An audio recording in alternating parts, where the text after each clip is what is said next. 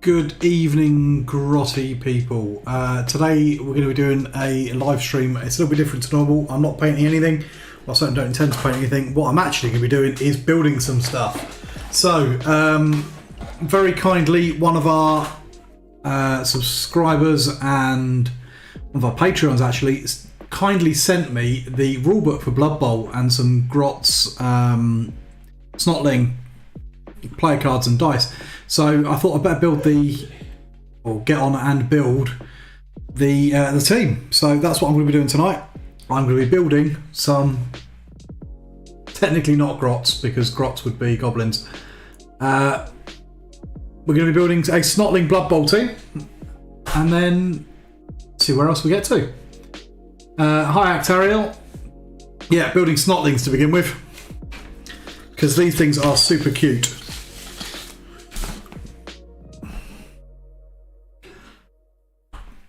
And I haven't got any idea how to play Blood Bowl, so I need to learn.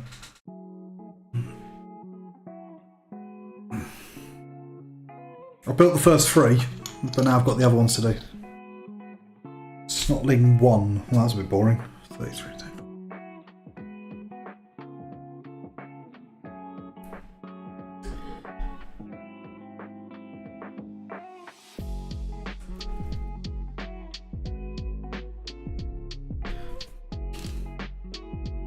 These things are so tiny, you would not believe. In fact, I might zoom in a bit. You can actually vaguely see what I'm building.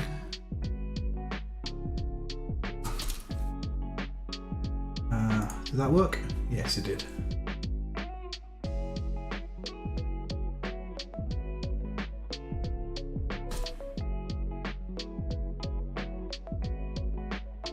Well, this isn't going well. I've already lost a bit. 33. 34. I actually quite like building these things. It's just, yeah, it takes a bit of time.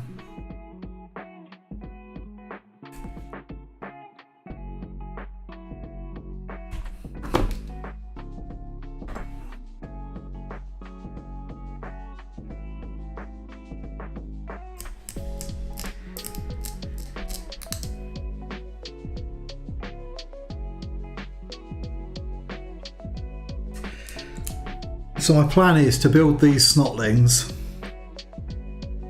I'll get them sprayed up, and then on the next stream I'm going to start painting them.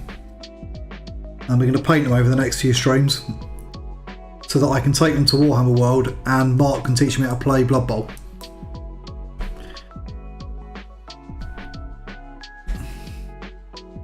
How many pieces lost is that? None yet, but that's yet is a big if. Or time will tell, if you know what I mean.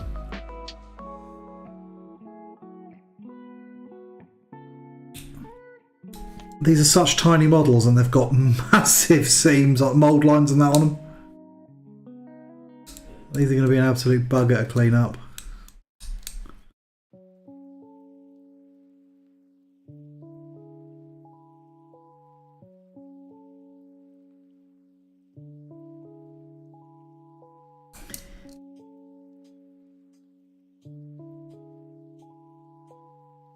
I feel like I'm going to be judged now on my terrible building technique.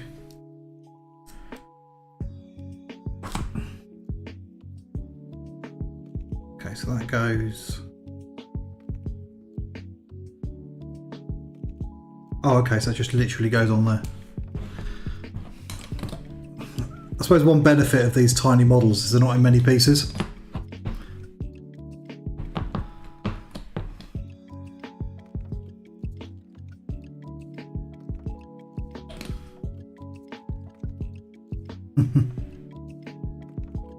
I wouldn't dream of it.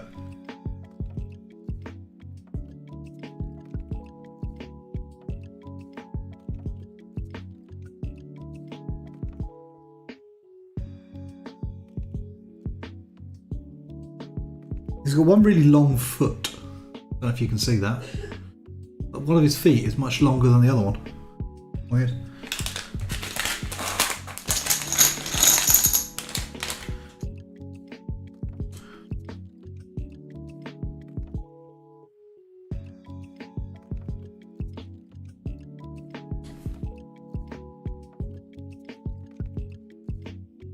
I think it's supposed to be a big sock that's falling off.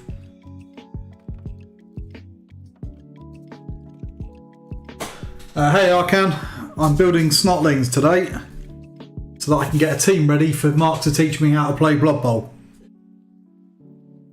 Okay, snotling 2. 49 and 50. Goes 50. But I haven't played Blood Bowl since, well, the 90s. I have no idea if I need all of these models or some of these models or anything like that. I've just got the box of snotlings and I'm building the box of snotlings.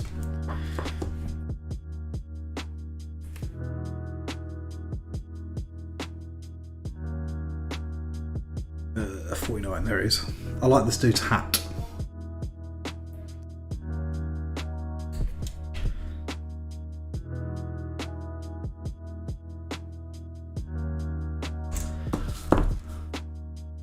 You're still learning Kill Team so far. I played the older version of Kill Team, but I haven't played the probably not that new Kill Team yet. It looks really cool, and I love the idea of like skirmish-sized games of 40k. Many years ago, I used to play the kind of old ghetto Kill Team, the one that sort of come out in White Dwarf. And that was wicked. I loved that game. Somebody used to play 40k in 40 minutes, if anybody can remember that one.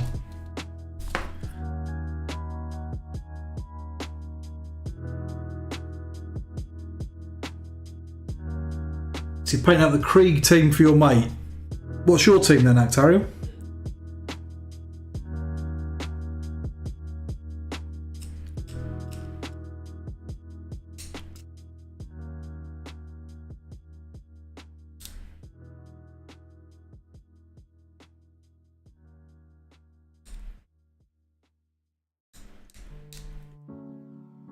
This guy's got a proper schnoz.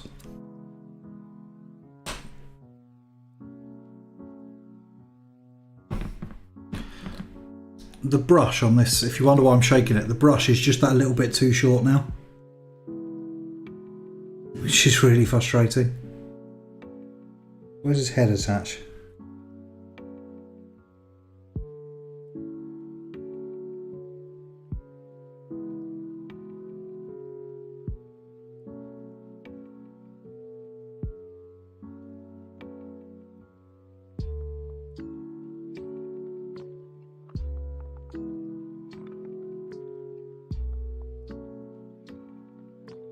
How on earth does his head go on there?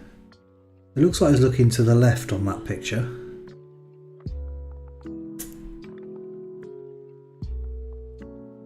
I assume it's in there like that.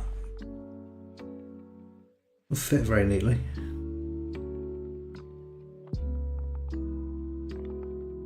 Oh, that's it there.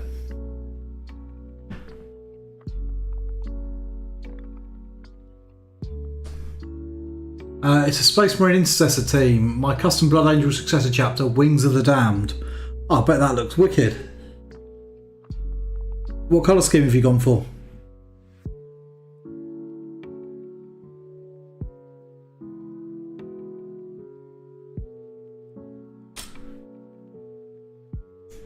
Have you stuck with red, or have you gone with something interesting? I've got that new Votan box sitting behind me, and I was thinking about how to paint some stuff up from it and whether it was worth doing a tutorial on it. But if I'm honest, my favourite kind of faction from it is the red ones, and I've done enough red, I feel.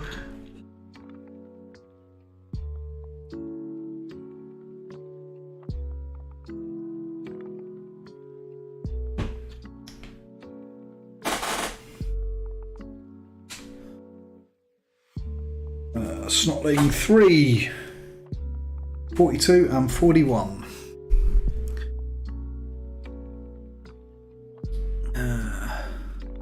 That's 41.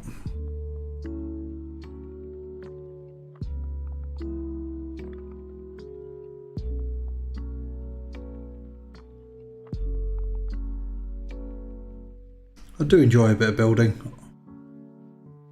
I normally like to build in the evenings when I'm tired or whatever, because it's a bit easier to do. And it's quite relaxing.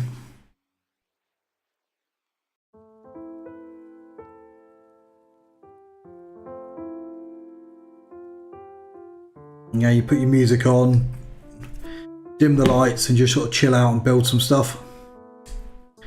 I've got a huge pile beside me of things that need building, so I'm not going to run out anytime soon. Purple, gold and black grey from Vallejo, plus silver too. Oh, I bet that looks stunning.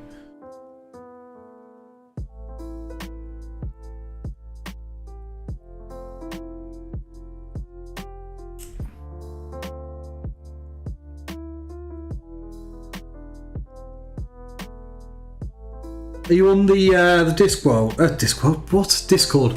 Arkan. Because I'd love to see that. So if you are and you've got a picture handy, ping me on the Discord and I'll have a quick look.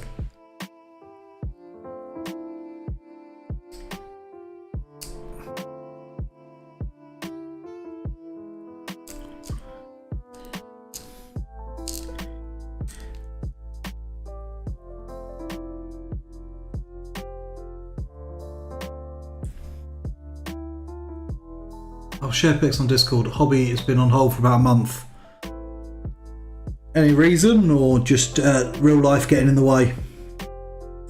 I know that feeling.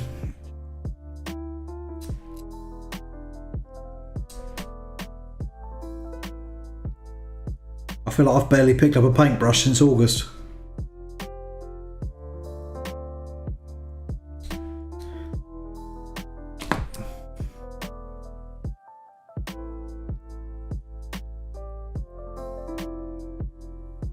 Goes in there like that.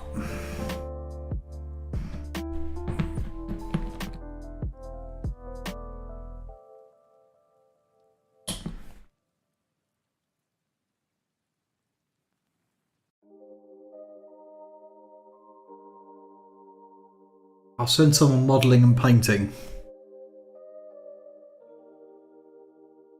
Alright, I'll keep an eye on it.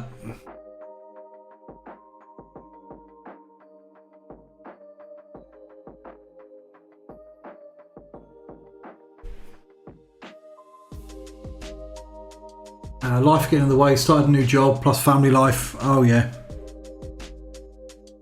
It's got to come first though, hasn't it? As much as sometimes it's easy to wish it didn't. Well, certainly I do as well. I'd love to just have a big chunk of time where I could just sit around and paint for a while. I'm not even that bothered about playing. I don't play that much at the moment. I just prefer to paint. Painting and hobbying is really becoming the more interesting bit for me.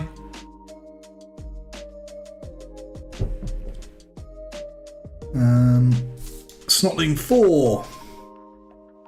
Oh, this is the guy that's stoned off the front of the packet. It's this guy. Like, stony face. Not that I know if you can see that. This guy. He's smashed.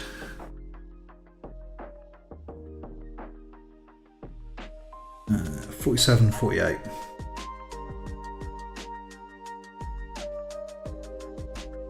It's 47.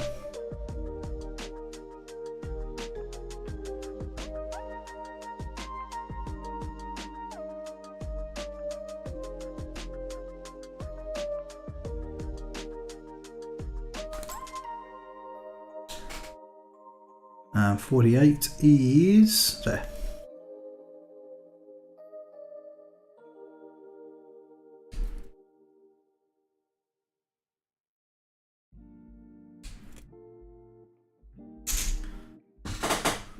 Yo, Stephen S. How's it hanging?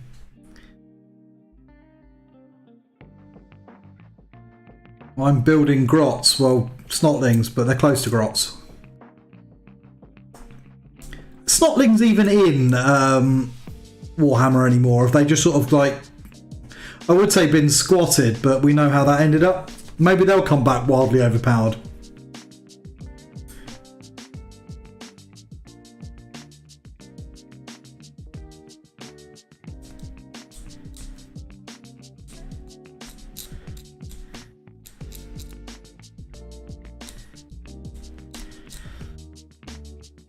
Because they used to be everywhere. They were the smallest and stupidest of the greenskins. Like, barely a step up from squigs.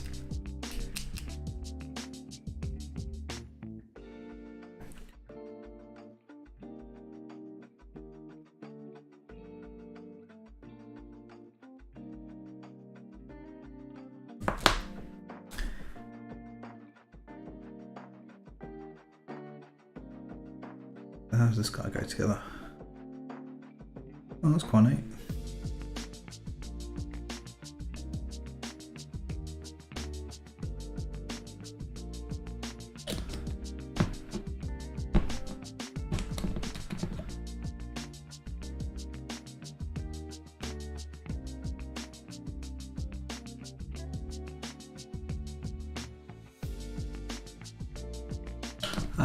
Just put them up, Tony. Wicked. Let's have a quick look then. Put him down for a tick.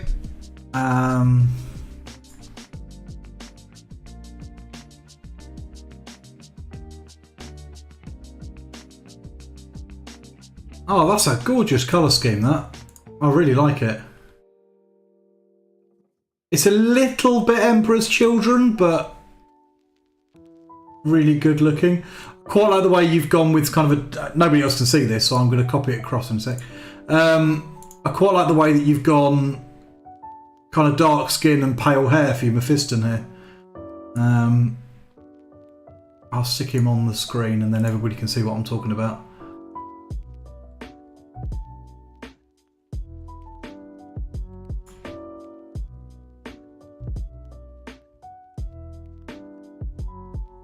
There he is. People can see that.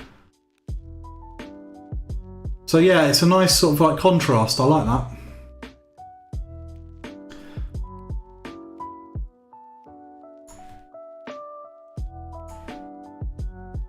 Hopefully that came through for everybody.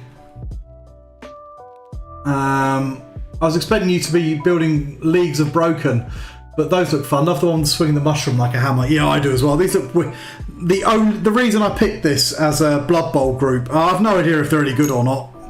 I don't even know how to play the game, but they just look so cute. I like these guys that are riding the funny rocks.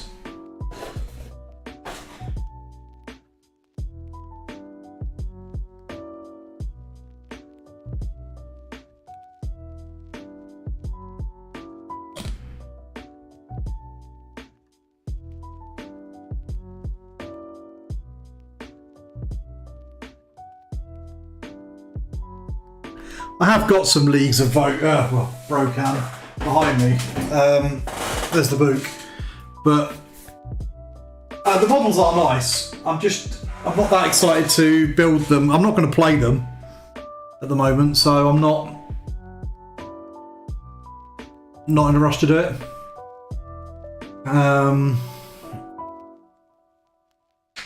You got tons to do. Yeah, I've got tons to do as well. The box beside me is insane, and that's just a fraction of my pile of glory, as it were. 45 and 46.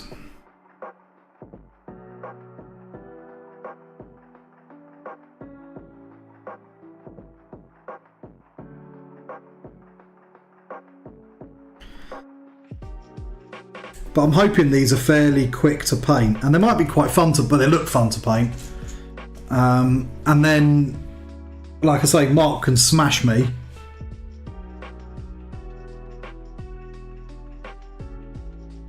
As he teaches me how to play Blood Bowl. Where is... Oh, that's 46. Is there anybody in the chat who knows how to play Blood Bowl? Have I picked the stupidest gang, or...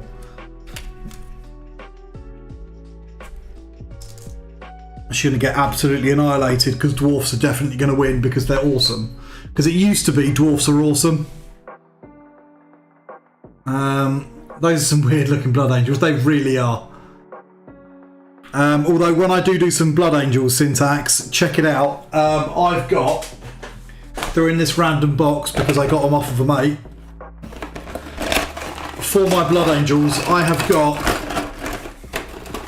a unit of suppressors.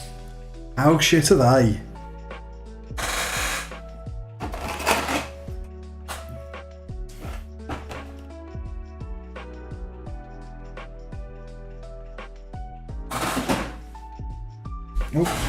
Oh, I'm throwing things on the floor.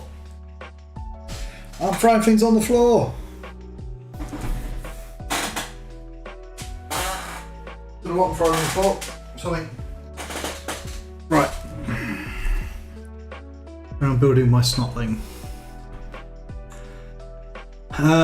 Evening, Robert. Waiting also patiently for that new Slaves to the Darkness box. That is a cool looking box. And if I had a big stash of spare time to paint things for fun, it would be very high up on it. I'd like to get into AOS. I've got the Dominion box because I quite like the orcs in it. Well, let's be honest, I like the little stabby guy and the pot guy. The rest of them I don't care about. I don't know if you can in AOS just run goblins anymore.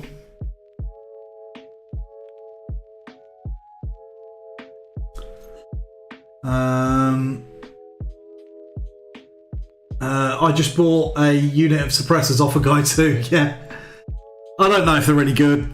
Well, I know they're not any good, but I don't have any because they're not very good.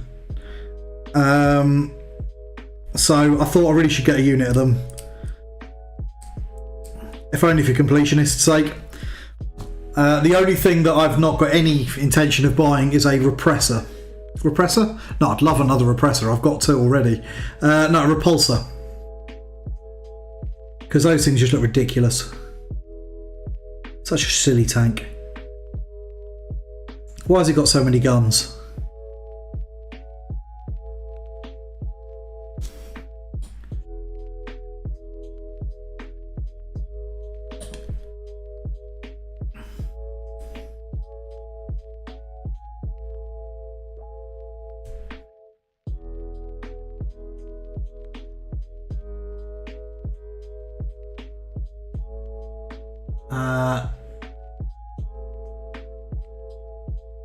I want suppressors to be good so bad. Yeah, we all do. But I don't understand, to be honest, why they haven't got some sort of move and fire rule. That'd make them so much better immediately. All NOS waiting to be painted. New old stock, I assume. The execution looks okay because the gun's proportionate to the tank size. It certainly looks better. There is never enough DACA. Didn't somebody work out exactly how much DACA is the correct amount of DACA? I'm sure I've seen that somewhere. Suppressors aren't terrible. I've used them a couple of times, so that was pre-AOC. Yeah. They have their place. The models aren't terrible.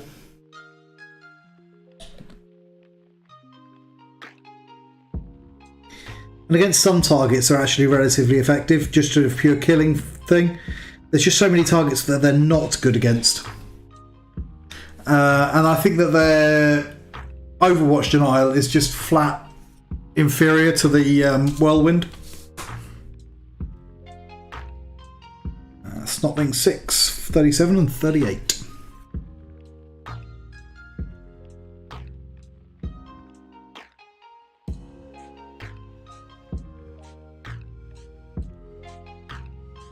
Now, is that 37 or no?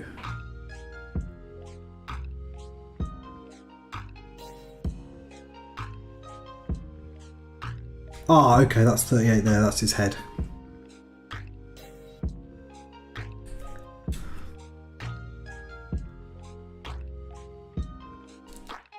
And 37 is that one.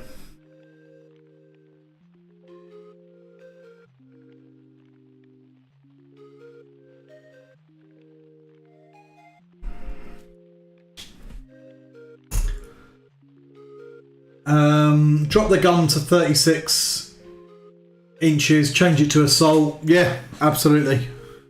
Takes so long to get stuff done. I've got aggressors to finish.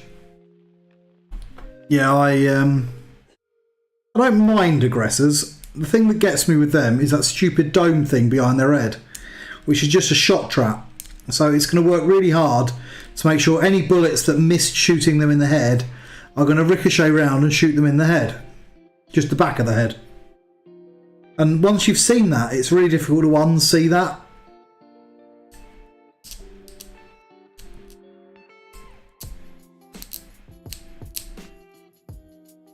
It's like the whole sergeants not wearing helmets malarkey. My sergeants wear helmets.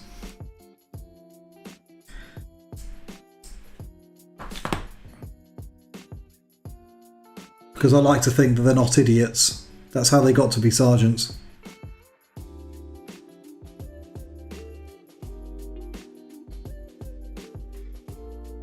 How's that gone there? Ah, like that. It's not the prettiest join ever.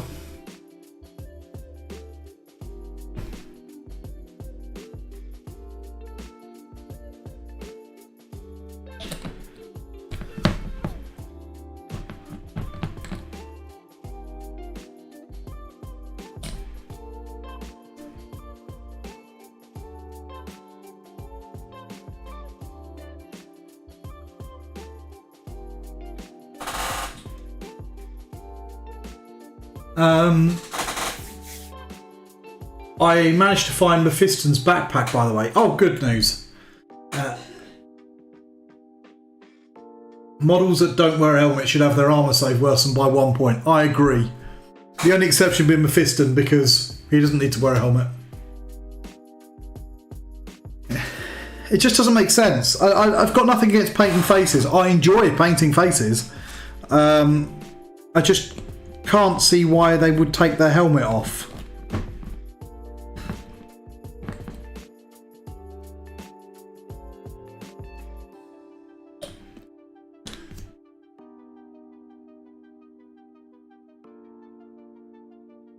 These things are swamped by these bases, and these bases are tiny 25mm ones.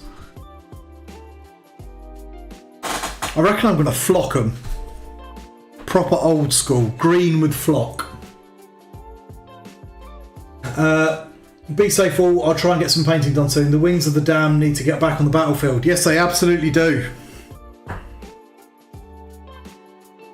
32 and 31.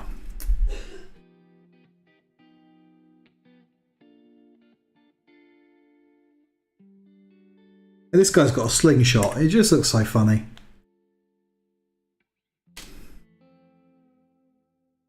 One.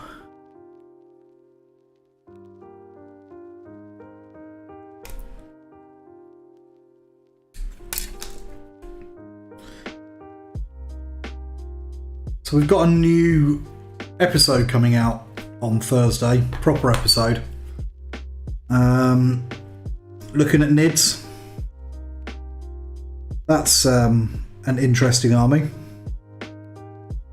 A brilliant book. I really enjoyed reading it.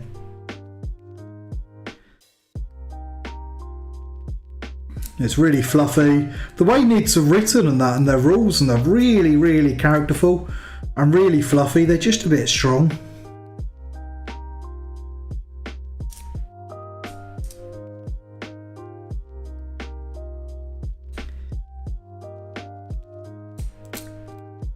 I don't know if I get a warped point of view, because a lot of things that people get really upset by for being broken don't really faze me. And I wonder if it's because I play so many armies and I've read so many armies, I've got so many different codexes, that I'm not quite so invested. But NIDS and the Votan as well, to be honest, did blow me away with just how powerful they are.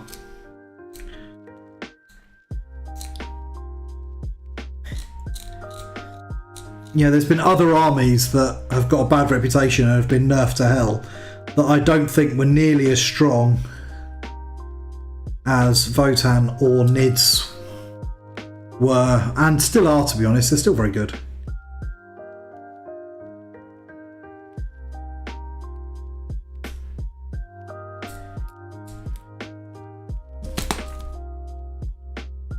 How does that go on there?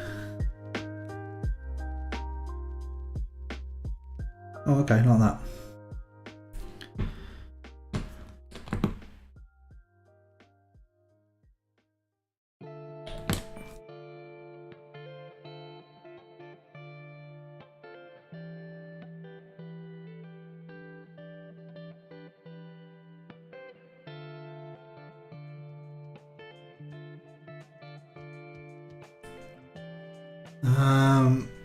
What are those Grots for? Blood Bowl? Yeah, they are for Blood Bowl. Oh, hey, Foz.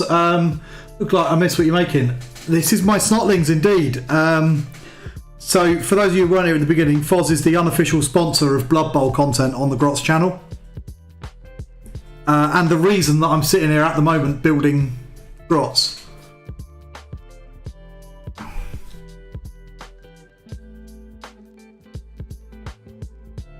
Because Mark's going to teach me how to play with them with my new rulebook, and I'm going to go up to Warhammer World and get in a game. And if we can, we're not sure if they'll let us film, we're going to try and film it, otherwise there has to be some pictures.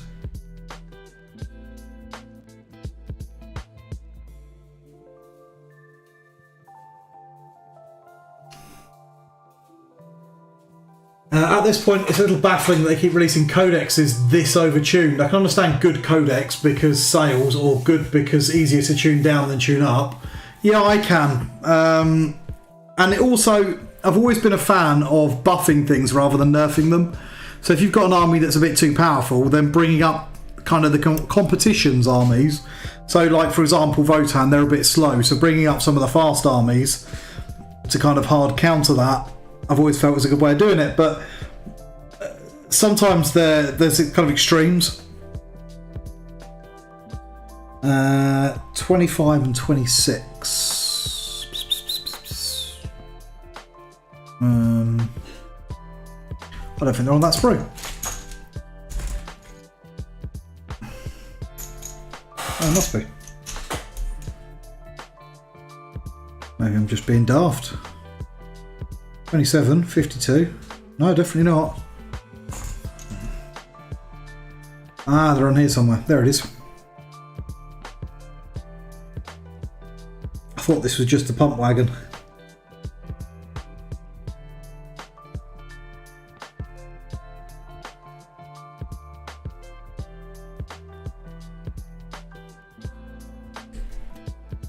$25 and $26.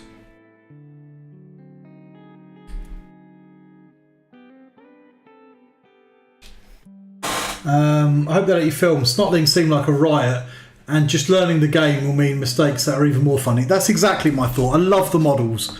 I have no idea if they're good. You could probably tell me if they're good or not, but I assume they're going to be terrible.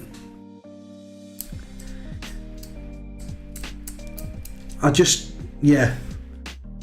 I bought them because I wanted them, because I love the models so much.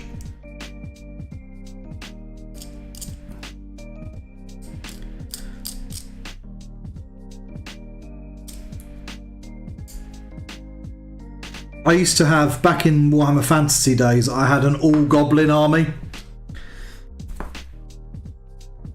And it was just all the various sort of types of goblins. So I had kind of your forest goblins and night goblins. And then kind of like plains goblins with the wolves and things. So the only things I would have in the army were variants of goblin. I like silly stuff like that. I'm a massive child at heart, clearly.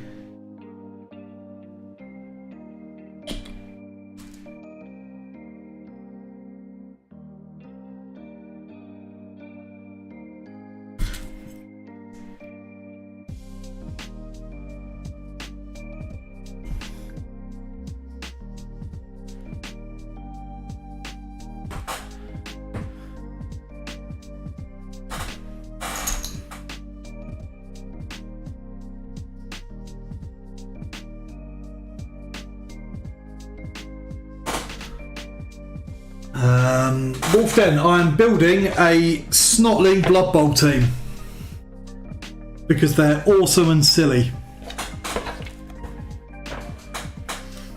Syntax, aren't we all? Yes, absolutely we are. I reckon I need to move this camera up a little bit.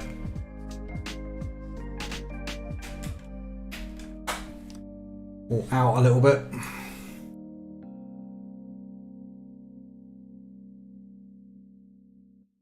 Let's try moving it out a little bit. You have to let me know in the chat how it looks, because it's quite hard to judge sometimes.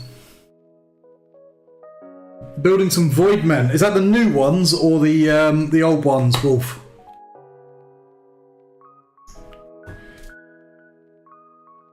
Snotling 9, 27 and 28.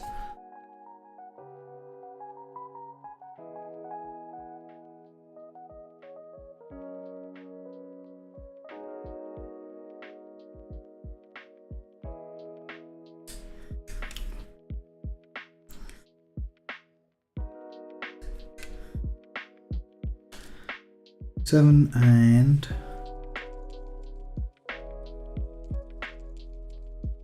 28.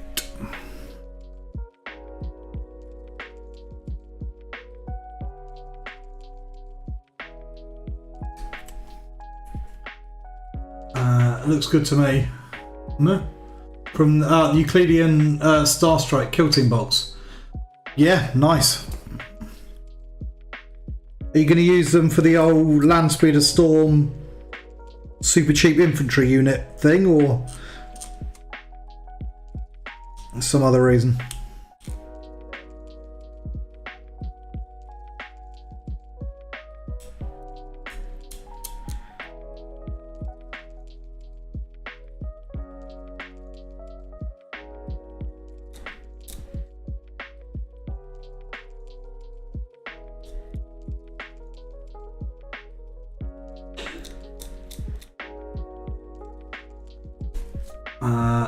Not sure.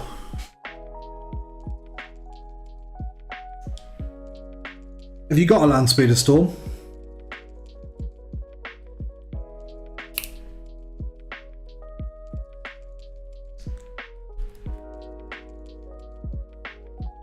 I actually haven't, and it's on my kind of to-do list to pick one up.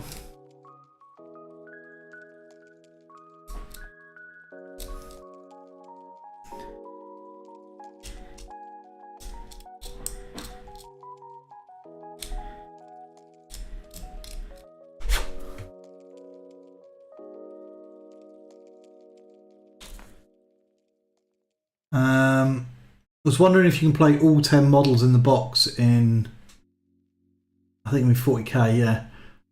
Yeah, I think you can.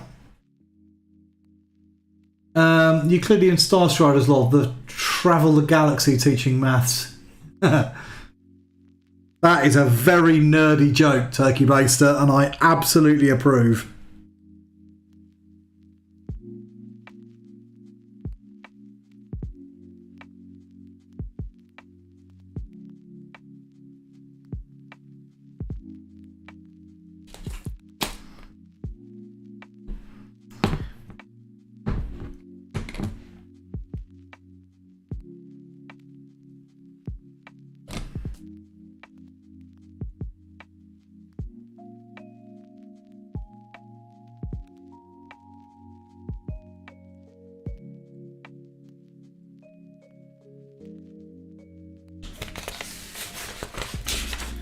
Are these guys not supposed to go on bases?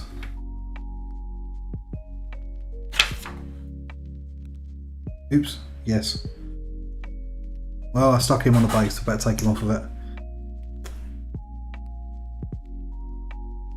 Naughty.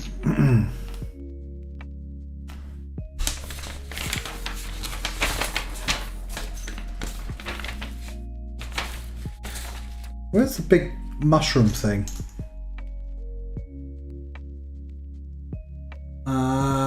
Jim says you can't. You might be right. So I've got some like footballs and this weird token thing. I'm not sure what to do with that and this man because they don't seem to be in my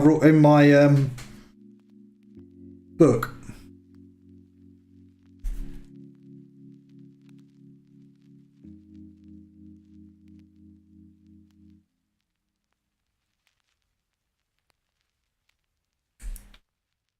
If Foz is still in the chat, what am I supposed to do with this Blood Bowl icon and these like footballs and funny man mushroom? Is it just like a bonus bit or something?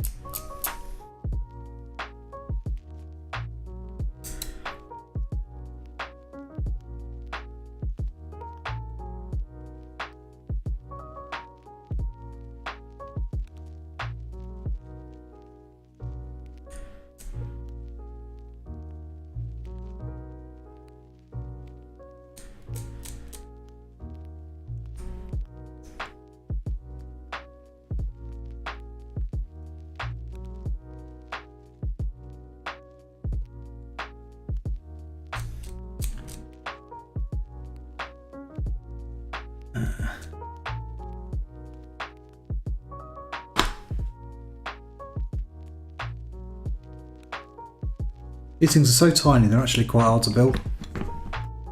Usually they come with 2 or 3 different theme balls and a pair of turn score markers. Oh, is that what that is then?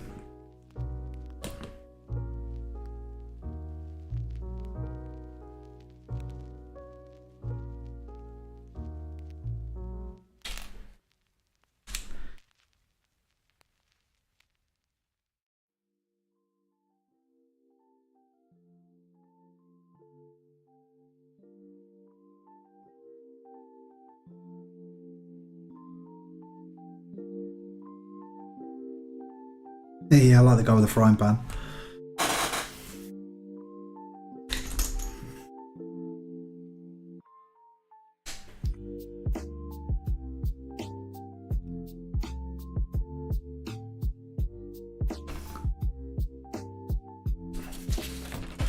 Right, looks like we're building the pump wagon now.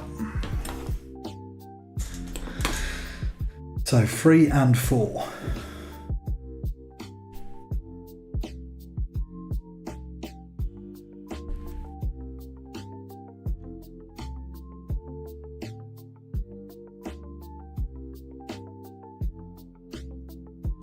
There should be 2 coins too. Yeah, so that's this thing, I assume. This is the coin. What's the big mushroom fella for?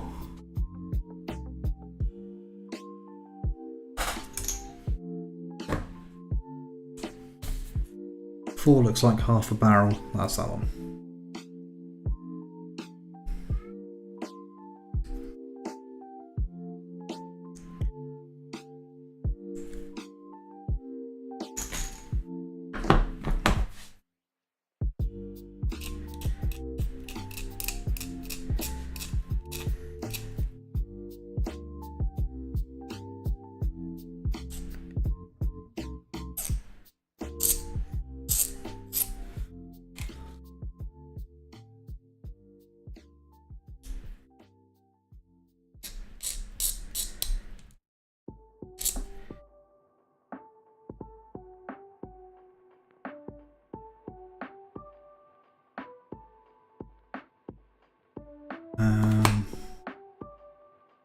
Okay, so the cutaway goes there.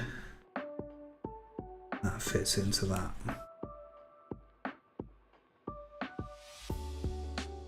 Okay.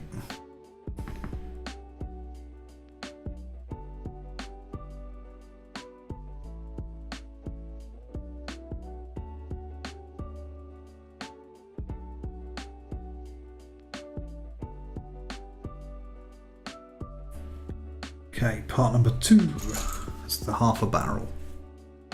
The mushroom might be one of the sets of balls, maybe. Not even on the cover.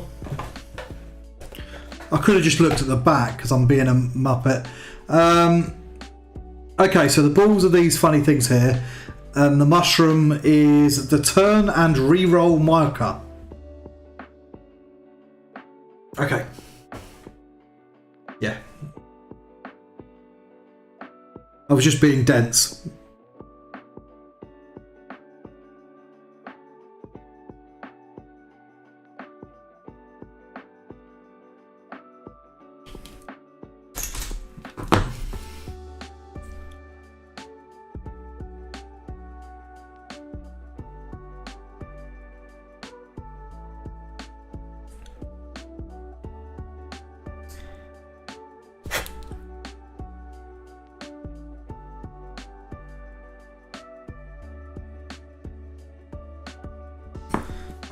Okay.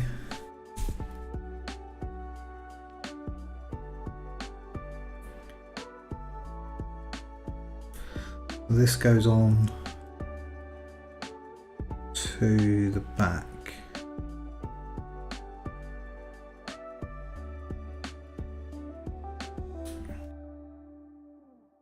Oh, okay, like that. That's quite neat. Is this your first Blood Bowl team?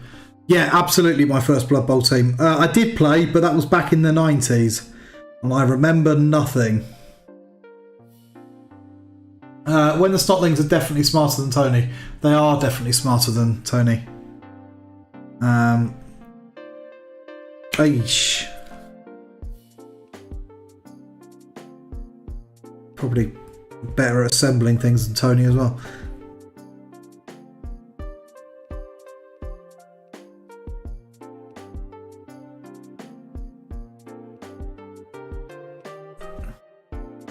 Okay, then I need part number... Why hasn't that got a part number? 1.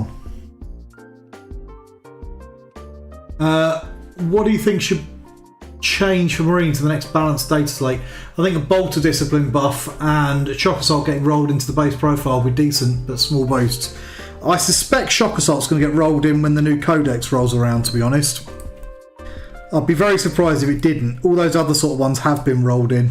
I don't know about Bolter Discipline. It's not that I don't think it's not very... You know, it could do with a buff. It definitely could. But the base weapon is so shite that I don't think buffing Bolt with Discipline is going to make any difference. I think rules-wise, we're not too bad. You know, maybe letting bolters fire a few more shots or something wouldn't hurt, but I kind of feel that rather than... oh, you spanner. Just taking that off the wrong sheet. Rather than just trying to buff them in that way, I think they could just do with a decent points drop on a few key units. You know, like Tactical Marines are 18 points. They should be 14 points. And then they might be viable as kind of your cheap troops choice. You know, drop all of the basic troops choices by a couple of points at least. Because they're just not... they don't line up well with everybody else's.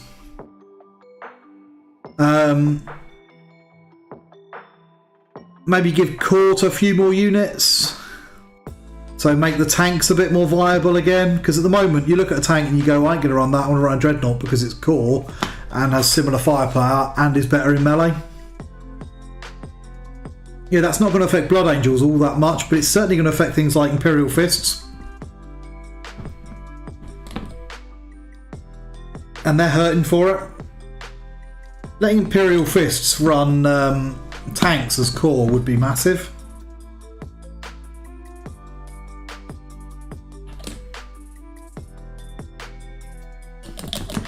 See, I just think they're hugely overcosted for what they deliver.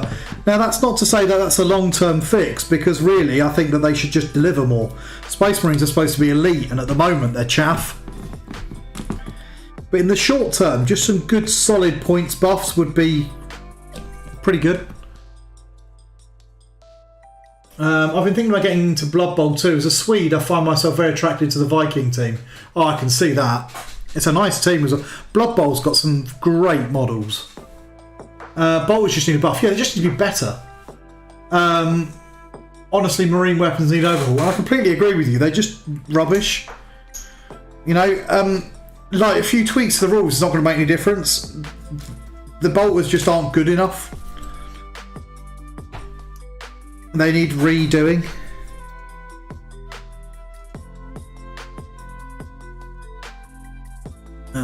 Part number 17. Where are you? Part number 17. Oh, it's that bit.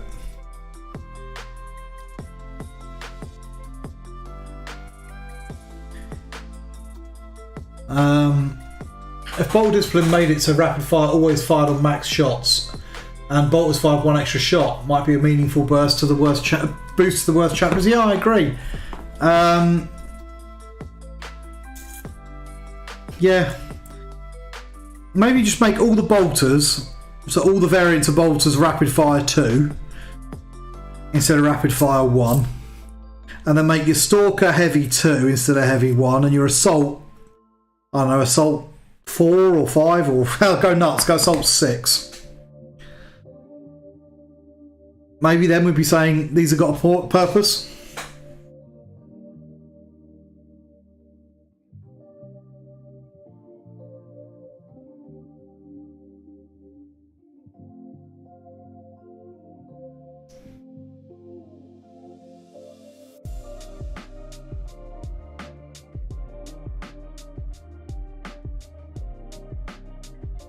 Does that just poke out of the bottom there like that? Looks like it.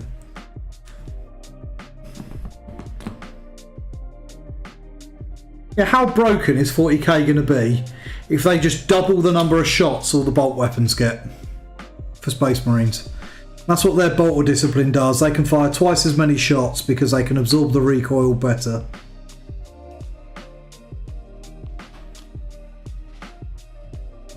I'm in love with the new Snake Lizard Forge world they showed in an article today for Blood Bowl. Colourful feathers all the way. Yeah, I love bright colours, and I know that sounds ridiculous, but I really do. I think I just like all the colourful stuff. Right, part 22 is that one.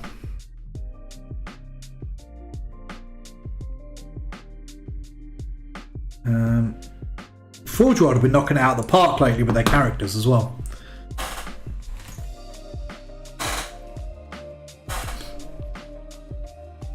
Syntax Assault 60. I think that might be going a little too far. Turkey Base, I feel any change to bolters has to be a simple blanket one.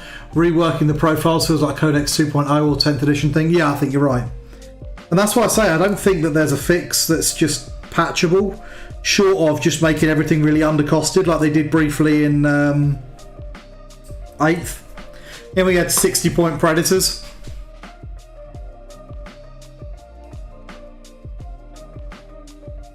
Yeah, if Predators were 60 points again, I'd take them.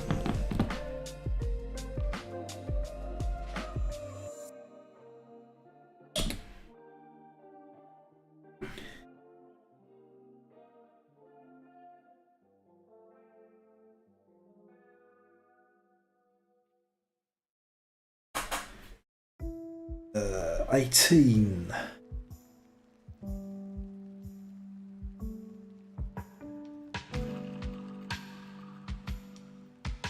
No.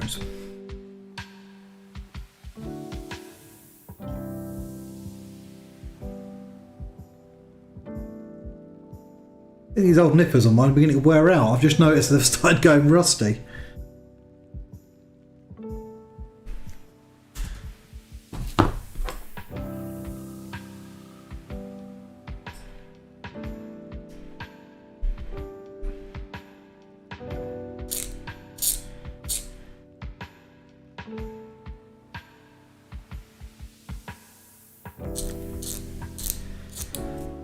Maybe a simple rules change could be that you can fire twice with bolt weapons. Maybe that would work.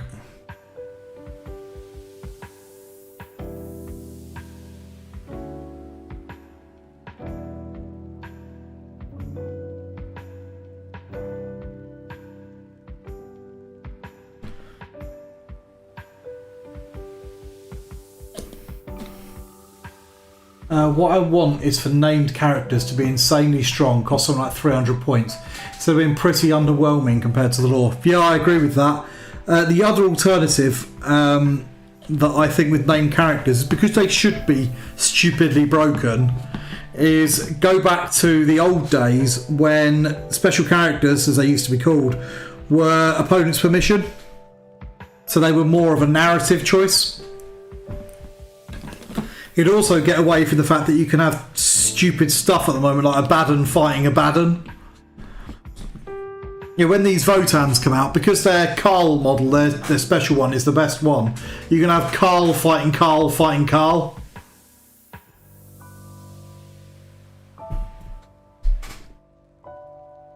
Yeah, maybe it's because I'm so fixated on the lore, but it still feels weird.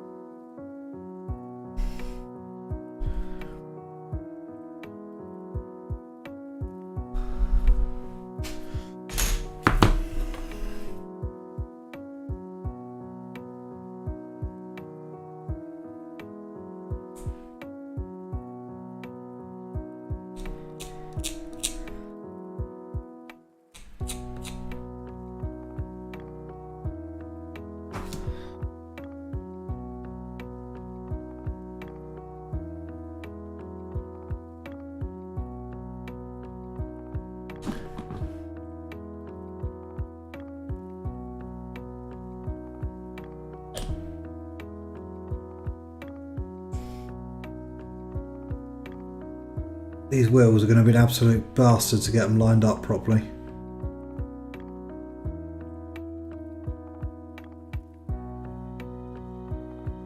Uh, 20.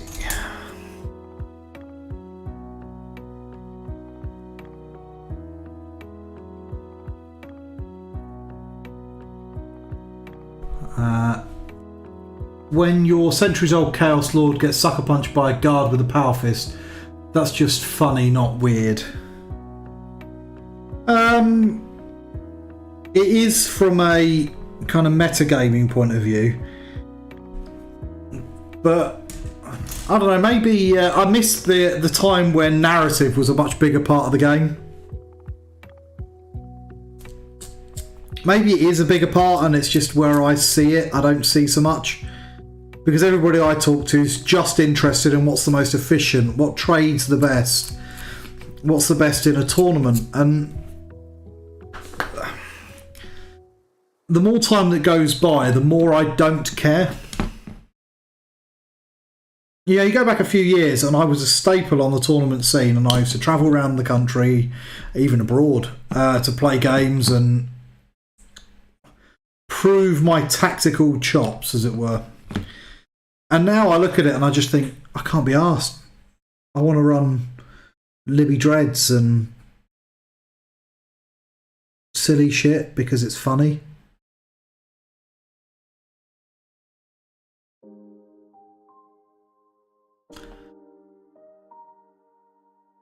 16.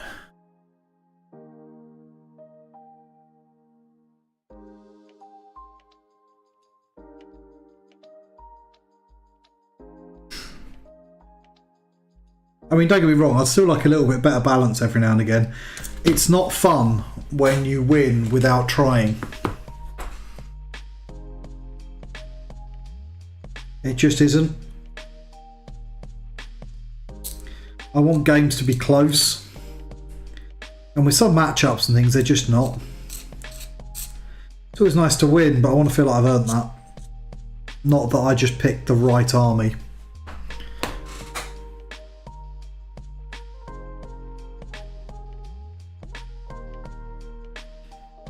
How does that fit on there? Okay, so it goes on the surface somewhere.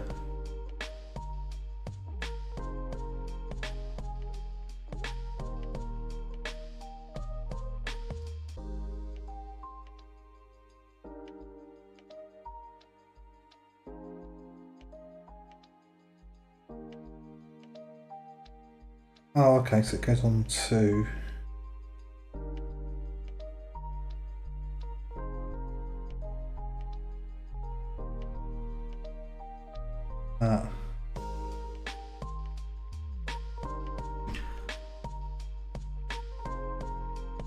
I'm the weird 40k who was fascinated by the competitive aspect, was also building towards a 1,000-point list with 10 Vanguard vets and a Leviathan with Storm Cannon array. Fair enough. I find the competitive fun and interesting. I play 40k to relax and unwind and whatnot, and I find people make it too stressful. I don't care if Votan are broken. If they're broken in our group or whatever, or with the people I play with, then we'll tweak it.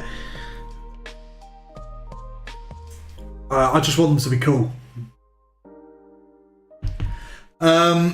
Jim Carroll, couldn't have said it better, Tony. Oh, cheers, Jim. Part number 15.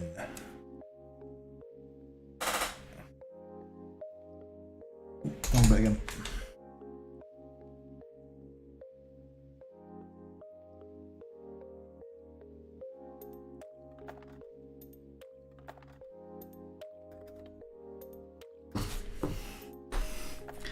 I'll leave the salt and worrying about what's the more efficient trading unit to John.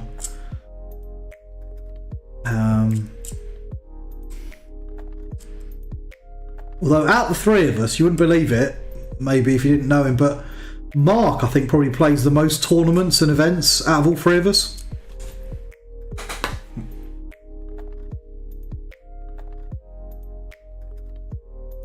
We keep talking about having this like big game when we go up to Scotland to see John. But Mark's going to absolutely smash me, I reckon.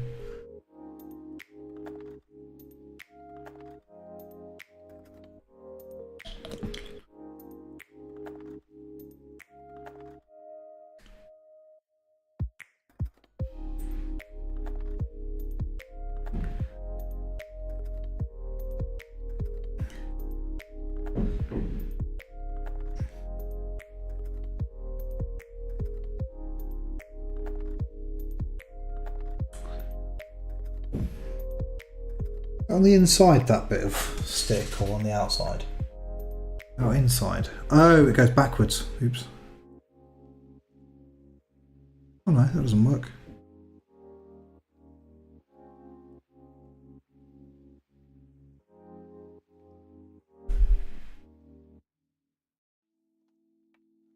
It's definitely on the inside. No, it's on the outside, that's why.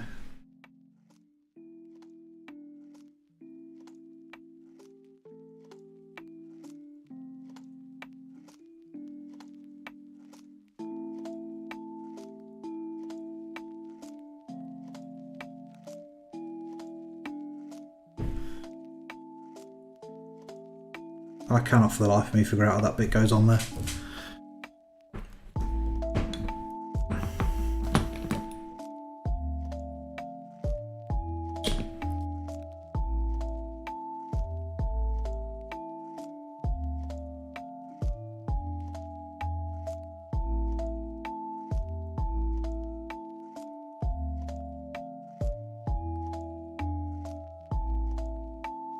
Oh, well, at least I've got 2 of these, so if I mess this one up magnificently, I can build the other one.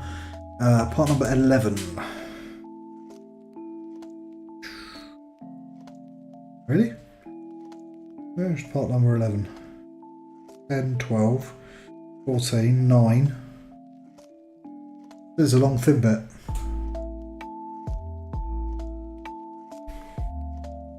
Am I being dense? Should be a big plank of wood.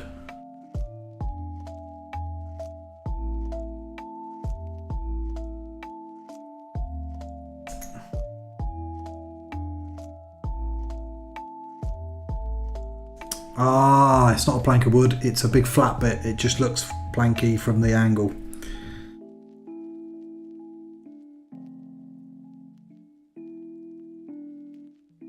So anybody else building or painting stuff tonight?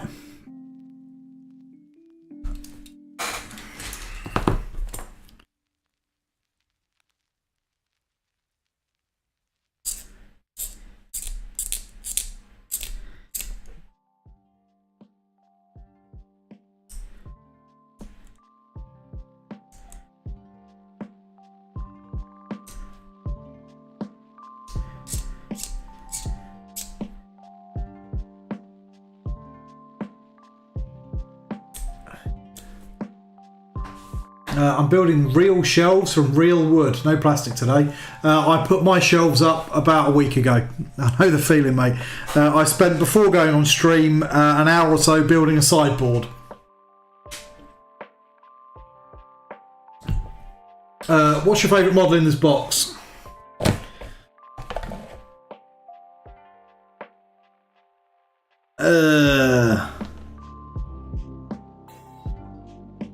It might be the guy riding a boulder. Or the guy throwing a boulder. I like its teeth. I'm going to build this, the last incursor of a squad, and hopefully finish a pair of assault intercessors. Wicked. Robert Watson, I'm rescuing some eBay dreadnought. Ooh, that's interesting. What sort of dreadnought is it? Robert? Is it a beautiful old metal one, or something still awesome but a bit plasticier?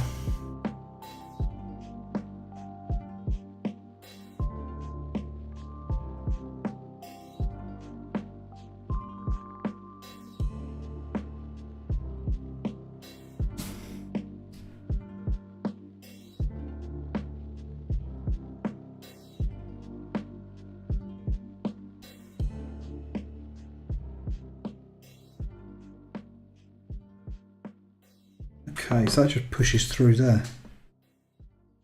Oh, I see. And then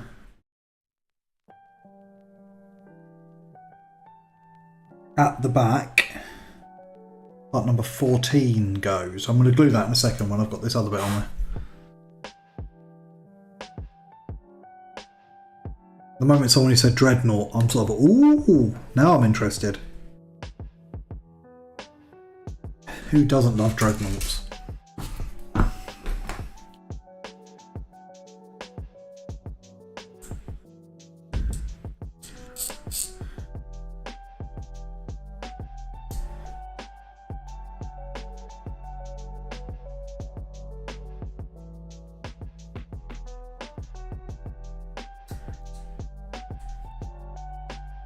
2 venerable plastic dreads and an older metal one, all with twin las cannons, ready for when las cannons become good again. Ooh, that does sound like a good find.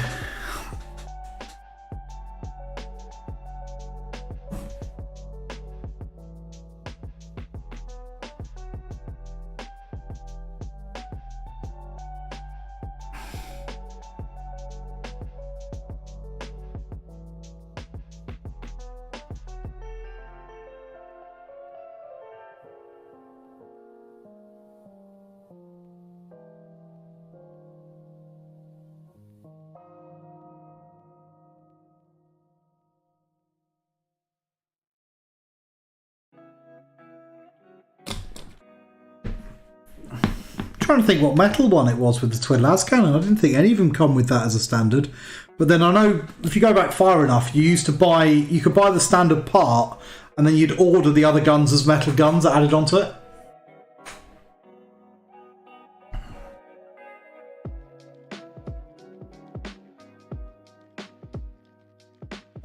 Part number 12.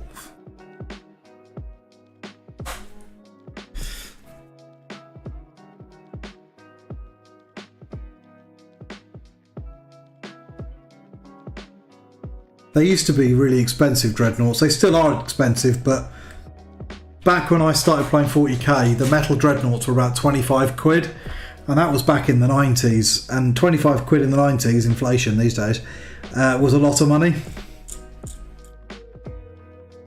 They were big honks of metal though as well.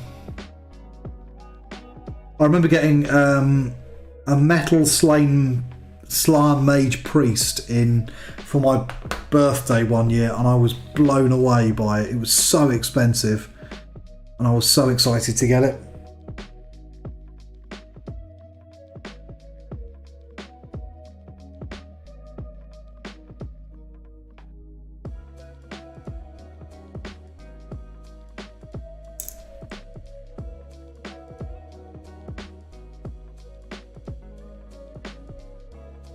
Got a little nibble on that.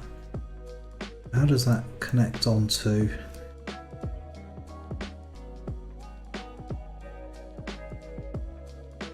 Go inside the frame.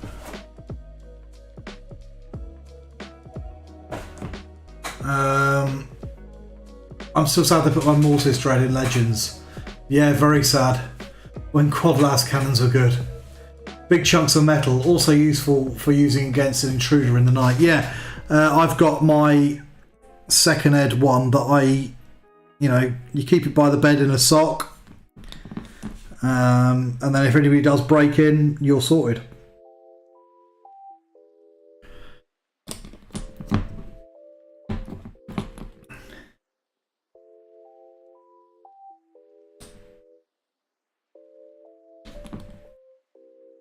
It's time for me to glue this lid on.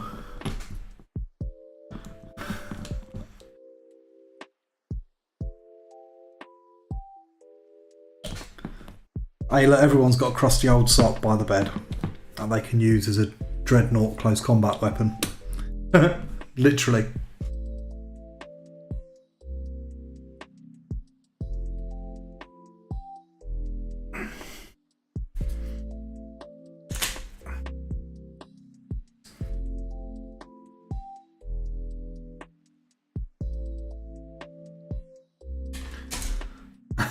Whilst yelling for Sanguinius. Yeah, whatever floats your boat, mate. If you want to yell my name in your bedroom, then you feel free.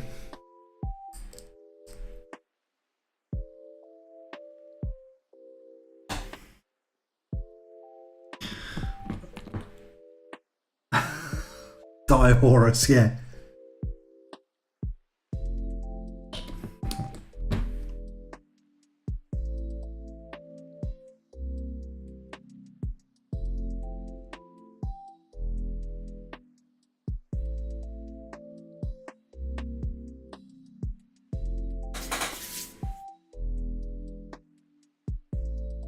I like to respond to kids asking me questions with things like that, and they're like, "Sir," I'm like, "Yes, Horus."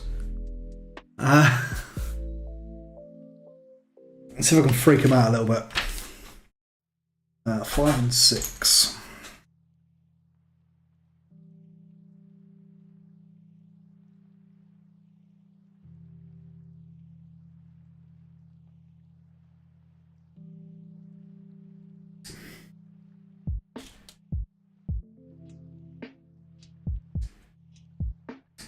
The copyright on this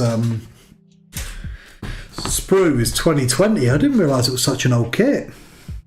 Yeah, old is a comparative term, but I swear I remember these coming out and it wasn't that long ago.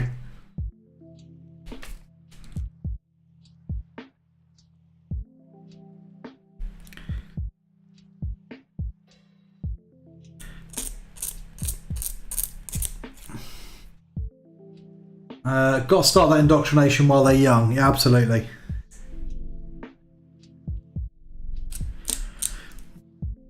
Could go full Death Company. Jump out of the second story window, land next to the hooligans, shout "Death to the traitor," "Death to Horus," and smack him with your metal dread in the sock. I feel like that might be going quite far.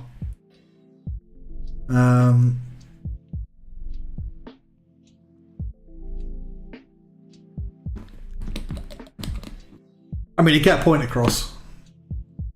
You get a whole dreadnought across.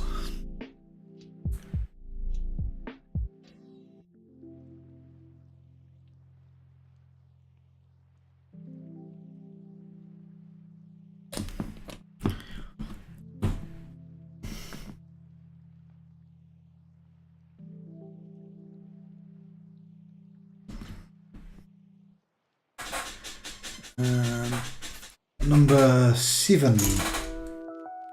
7?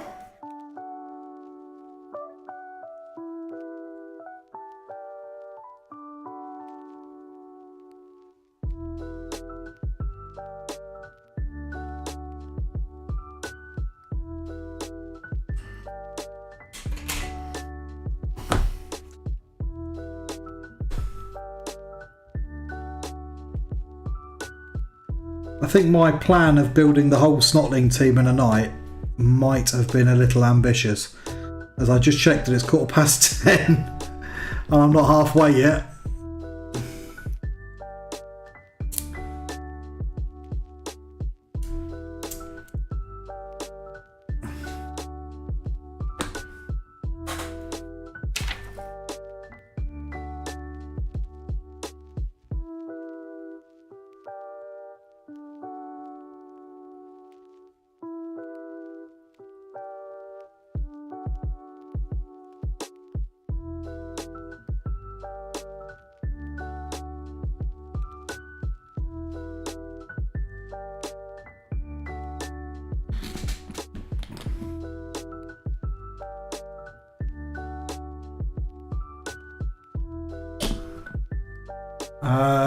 Since we are on a dreadnought related topic, if you were interred into a dreadnought, what chassis would you be?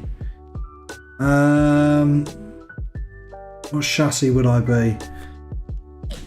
I mean, they've all got their benefits, haven't they? You know, Castaferran, you could get into smaller spaces, which might come in handy. I've yet to go to that many outdoor bars, so being shorter might be a benefit.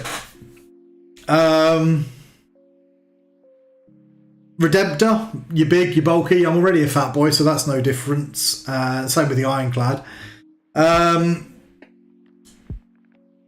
Libby Dread, it's cool, it's got a cool factor. I mean, we could go elsewhere. We could look at things like the various Custodian Dreadnoughts. I could be Big Daddy Telemon. But who am I kidding? It's obviously the Incantaeus Jump Pack Dreadnought, because it's got a jump pack. And who wouldn't want to be a flying Dreadnought?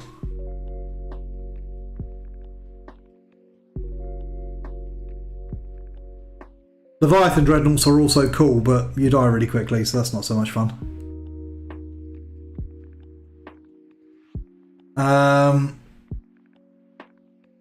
Quite impressed with how complex the Snotling kit looks. It's not particularly complex, there's just a lot of bits. And this pump wagon's complex and very cleverly designed, actually. I thought it'd take me a lot less time to build.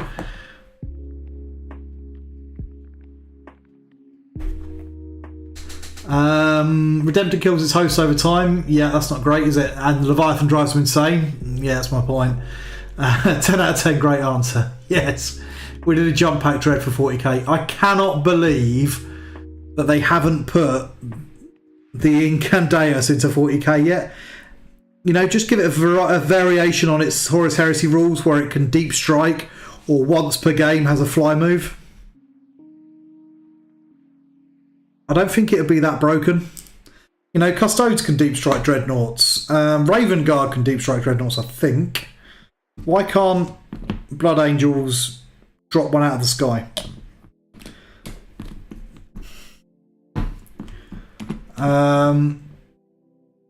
Relic Contemptor would be my first choice. Yeah, Contemptor's probably your best bet. Best all-rounders. But why would you choose a standard Relic when you can have a Relic with a jump pack? Librarian Contemptor would be awesome. Absolutely would. Then Ironclad or Venerable after that. I want people to stop thinking of me as Venerable. That's why I want to get rid of that. I want them to put Dante into a Dreadnought so he can't die and is super, super sad about it. Yeah, absolutely. Rob Watts, I'll buy 2 straight away. You'd have to get in line, mate.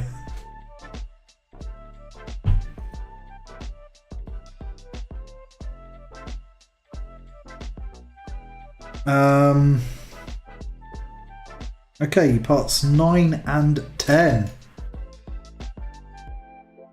I hope the balance slate helps bring back the dreads. Yeah, they've sort of fallen off a little bit, haven't they? There's so many really powerful weapons in 40k at the moment. Dreadnoughts are a little bit suffering.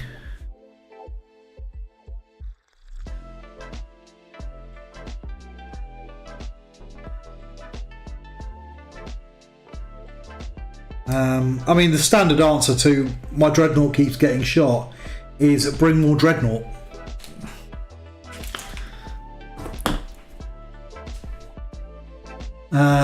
Jesus, Dante and a Dreadnought was too cruel, absolutely. Comparing Dreads to the Carnifex datasheet is just sad. It is. I've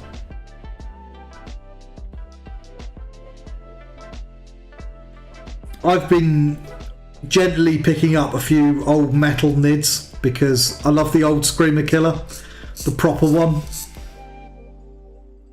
I'm trying to find some of the old Warriors and Zonothropes now. You're going to see when we do the Nid episode on Thursday that I had a lot of fun, to be honest, with that codex. I have no intention of collecting them because they're too powerful, but and one of the lists that I put together for it, I was just sort of like, I can't play this in any kind of vaguely friendly scenario because I won't have any friends. It's just far too powerful. And that, unfortunately, is where Nids are at the moment. And who wants to play an army that is so powerful that you can't, you know, play a game with them? It's just pointless.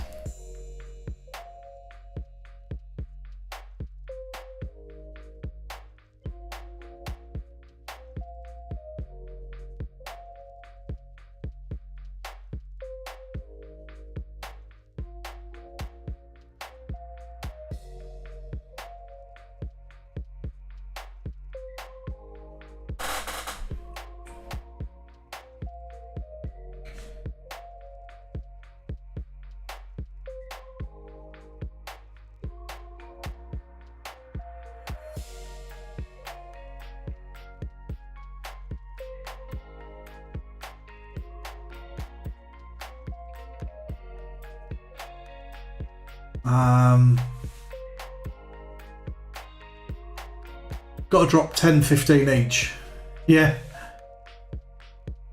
To be fair, the jump pack is dropped off after use with the Incandeus. It's just a fancy Contemptor.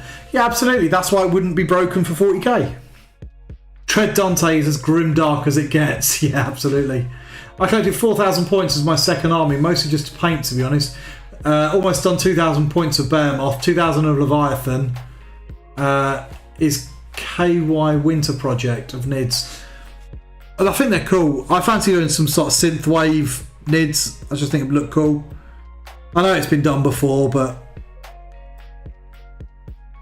just shows that it's a good idea.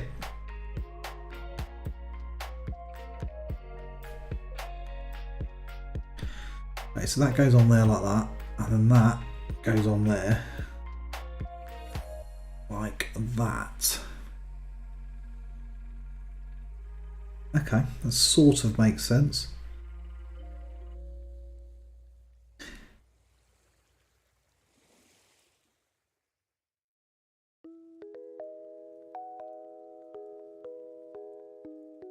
I'll just fiddle with that a little bit.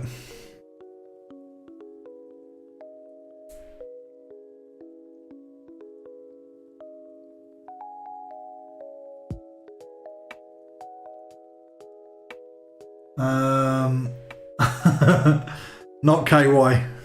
Good. This is not an R-rated show. Right, cheers Stephen, have fun. I'll catch you later, mate.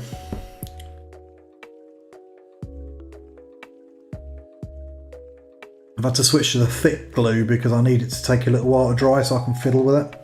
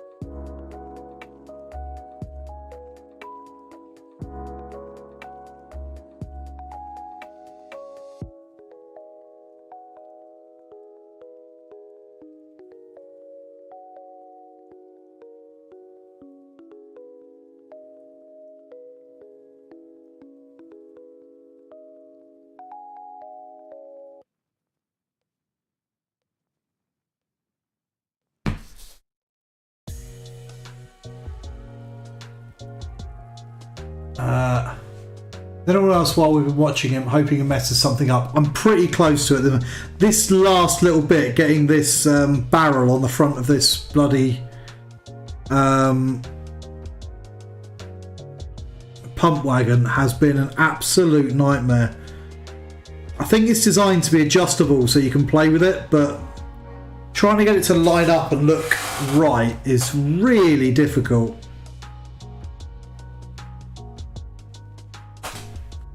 Give that a second to dry. Blood Bowl has become my second army. Have an Elven Union team made and a half painted with Norse, Undead, Imperial Nobility, Black Orcs ready to be built, and Skaven on my list to buy. Bloody hell, that's a lot of them.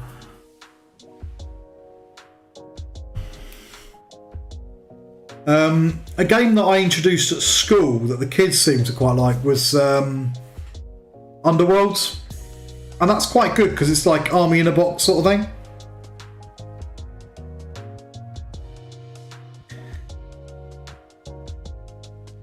And I quite like it, and that's what I like about Blood Bowl. As far as I can tell, I don't need to buy anything else. It's like your whole team is in a box. I know there's like star players and things you can get, but it's not like 40k where it's a never-ending stream of things. Oh, you bought that. Oh, now you need that, and then oh, you got that, so now you need that.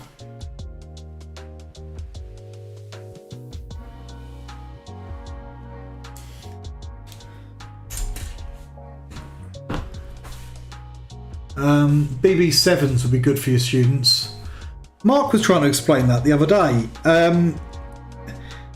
How long is it? Because you're a bit more experienced. How long does it take to play a game of sevens in Blood Bowl?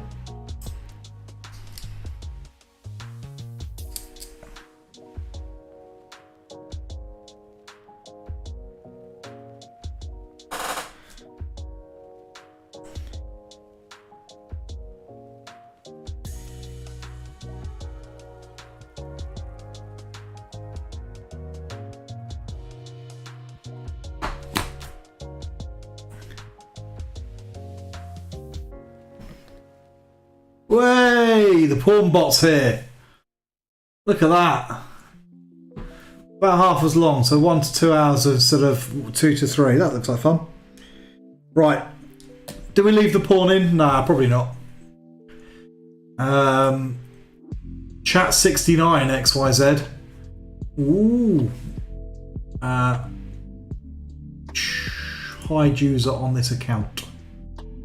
There it is. I always get excited when the pawn bot turns up because it makes me feel like I've made it as a YouTuber.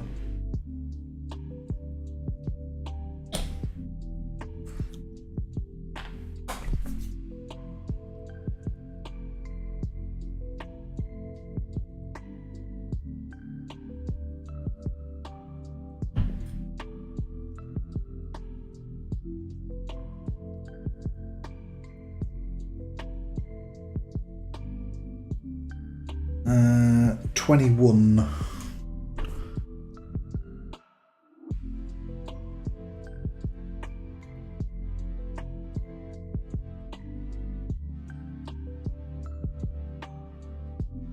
It's like this stream is now big enough for us to try and spam to pick up business for our porn site.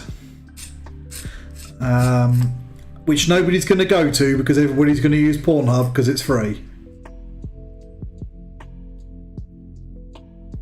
I mean, nobody would go to because we're all righteous, upstanding citizens who have no time for such smut.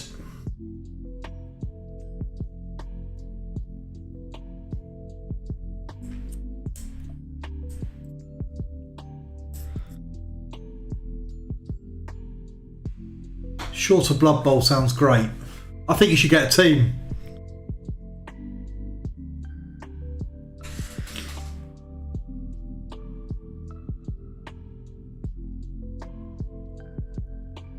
And there can be somebody else to smash me at Blood Bowl.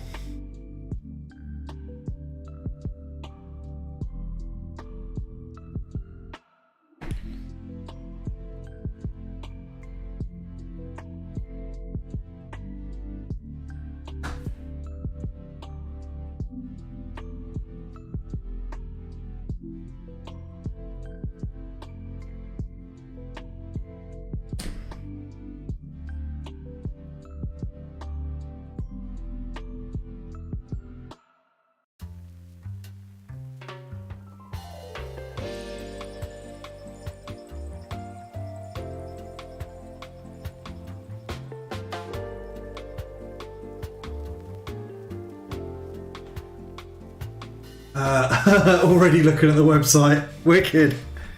You can't have snotlings though, they're mine.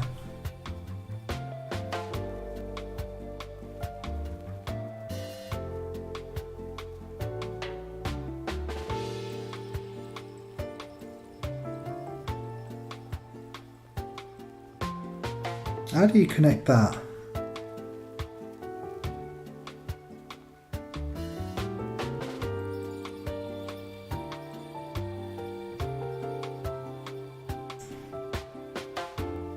Oh, Jesus Christ, it goes all the way in there. Bloody hell.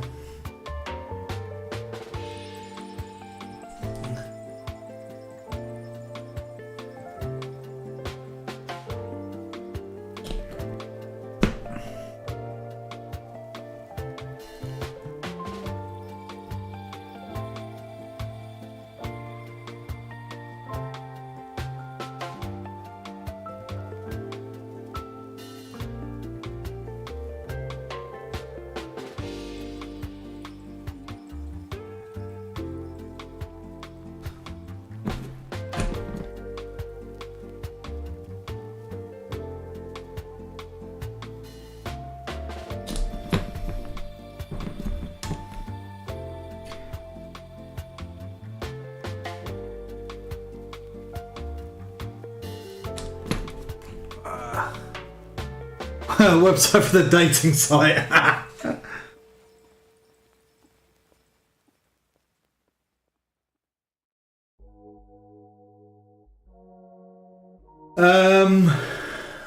Any good tips to beat GSC? Yeah, infiltrators, mate.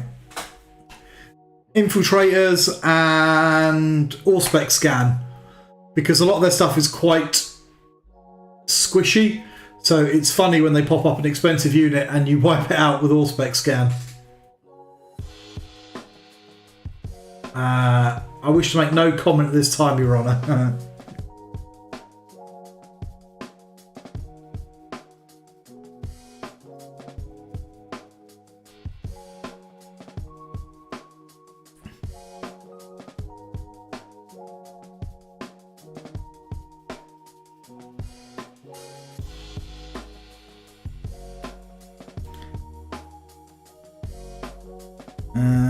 Oh, okay, so the grumpy guy wasn't supposed to be on a base either. Oops.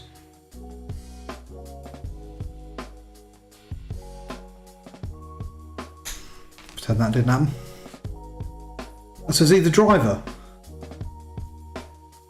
Because that would probably make some degree of sense. Yeah, he is.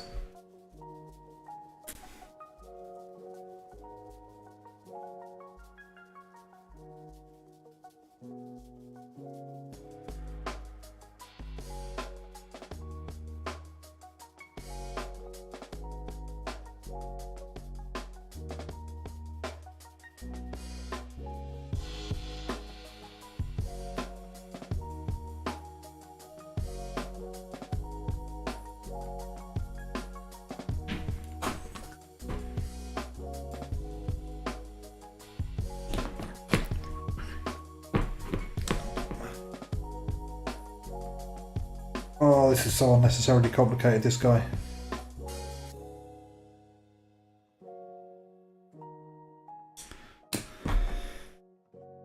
Poke that around a bit.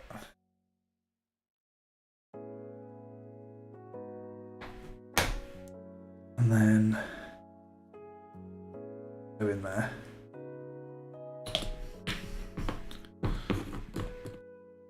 Okay, the pump wagon is not an easy model to build.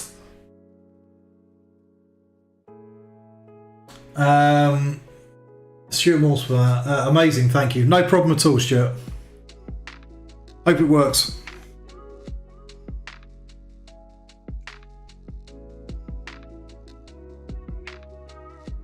Okay, so also on the back there goes Frying Pan Man.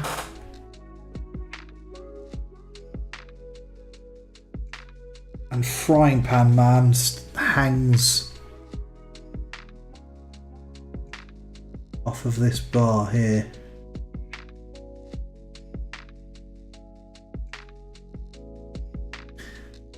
Is he sitting on that edge? Yes.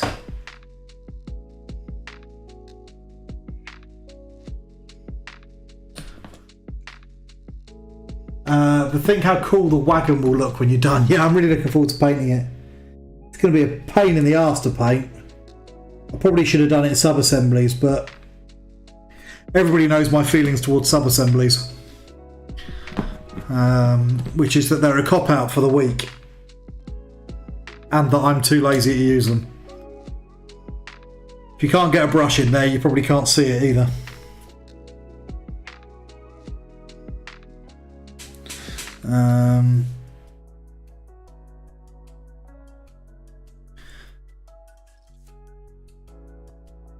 So this guy is hanging over the edge.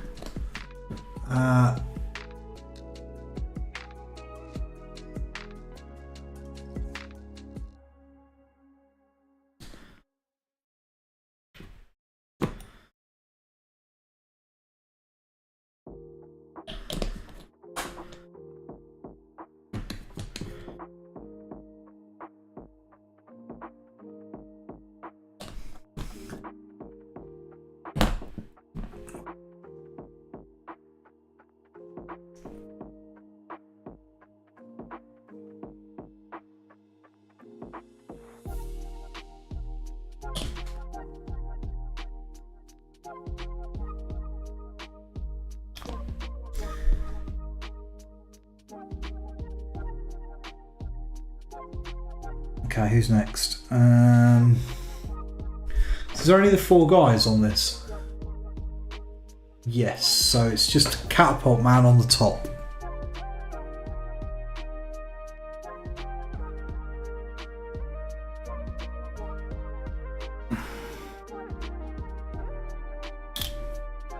And he just stands somewhere in the middle. By the looks of it.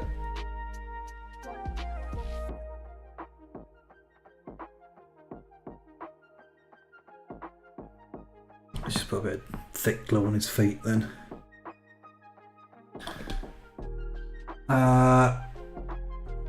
What you're building squatty things. Hello mate. Well, they're certainly small. This is my Snotling Blood Bowl team, so you can teach me how to play Blood Bowl.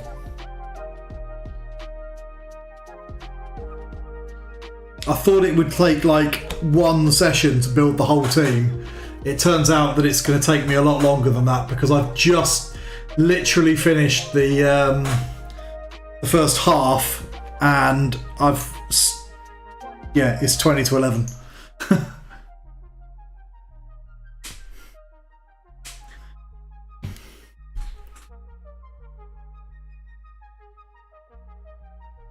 And I finished my beer, so I'm going to have to move on to fizzy drinks.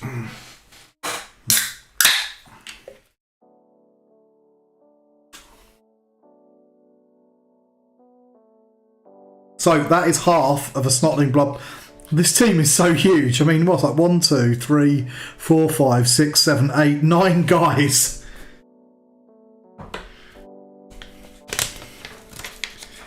Here's a mental. Jesus, you can have 0 to 16 according to this thing on the back here.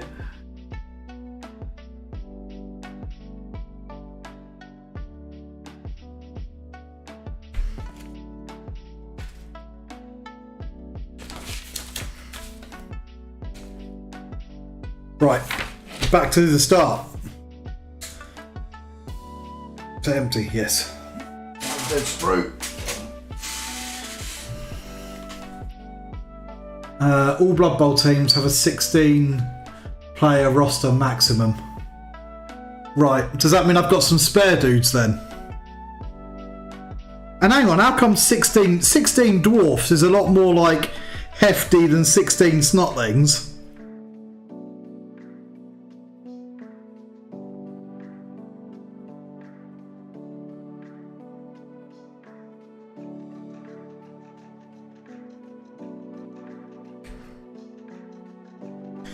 $35 and $36.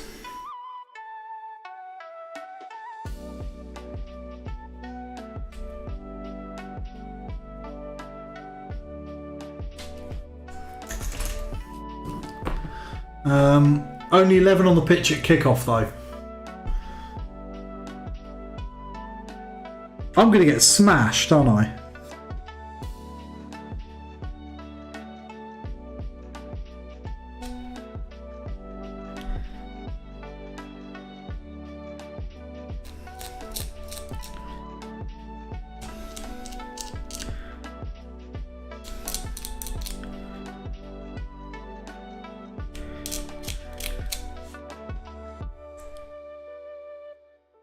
See, I knew I should have gone halflings. They're like twice the size of snotlings.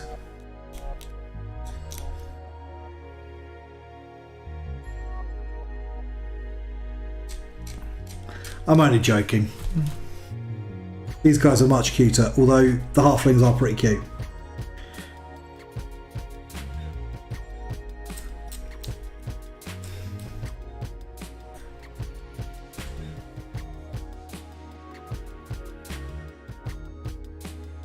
Snotlings have a rule called swarming that lets them break the 11 player maximum. Ah, that's what we want to see. Snotlings can cheat.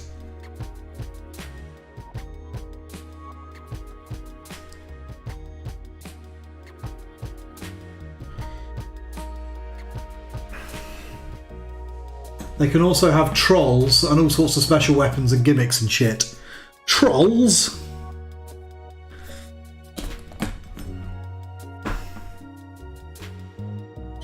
Do you mean they have a cave troll?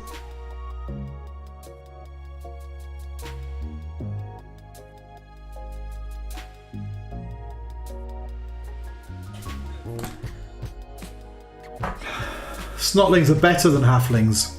Are they better because they're cooler, or are they better because they're actually better somehow?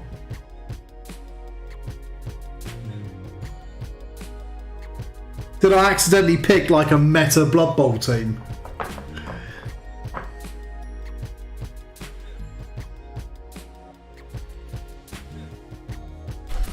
Based purely on the silly models.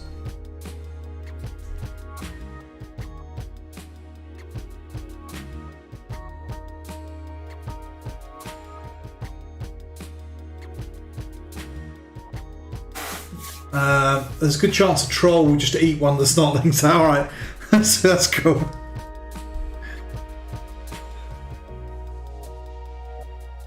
Okay, Stilty Runner, 43 and 44.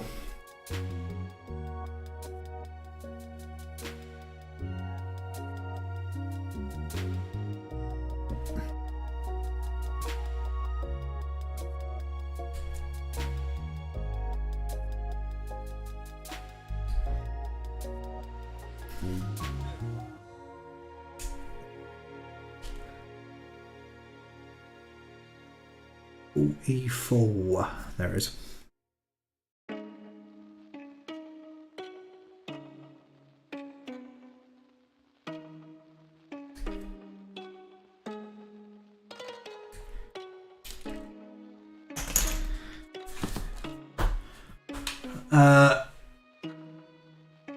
No, Snotlings are definitely not a top meta team. Excellent. Trolls can also throw another player, hopefully close to the end zone. Wicked. Snotlings are tier 3, but I think they're the most interesting one on that tier.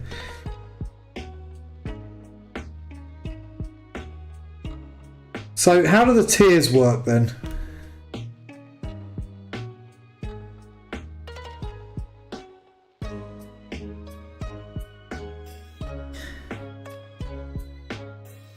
Is it like tier 3 teams can only play against tier 3 teams, or?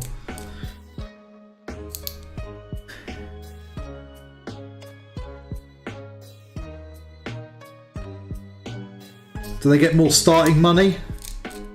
Or do they make money from games? Because has this even got a campaign mode? More commonly, however, they throw one of their mates at an opposing player in hopes of causing damage. I love that sort of silly mechanic.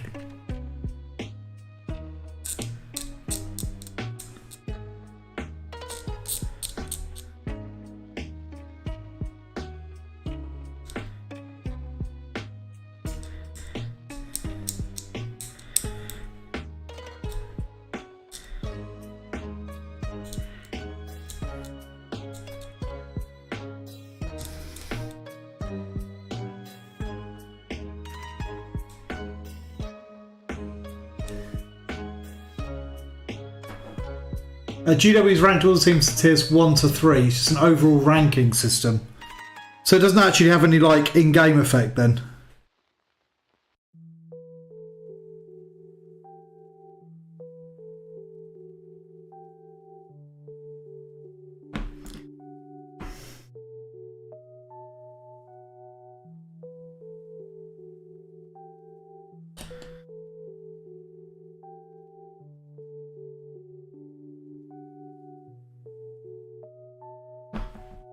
Tiers kind of do nothing, but TOs can use them as a balancing mechanic. More free skills for the lower tier teams normally. Right. So it's kind of more of like almost a point of pride then. If you can win with like a really low tier team as opposed to rocking up with whatever the best team is, just assuming something like Black Orcs or Dwarfs or something like that. Any money or rerolls based on tier would depend on if you joined a league or tournament. So is league kind of like the campaign mode?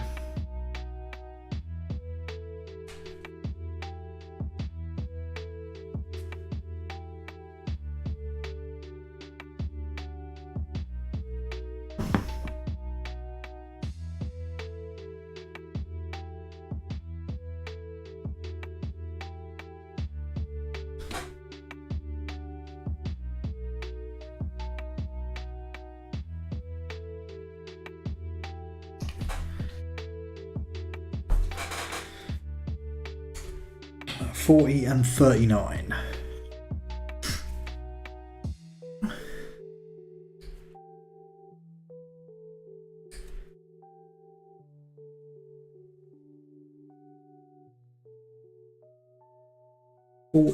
And 39. There.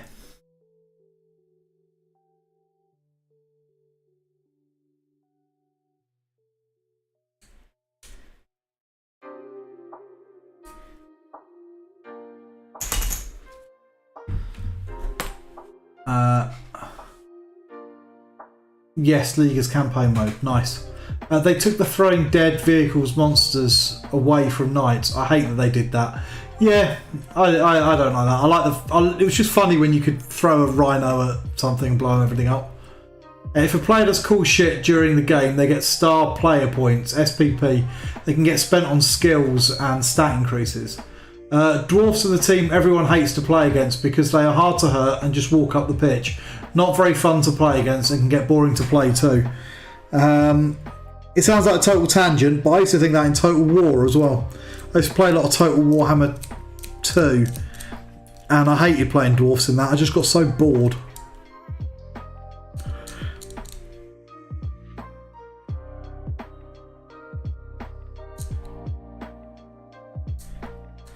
So what is the best like top meta team then at the moment?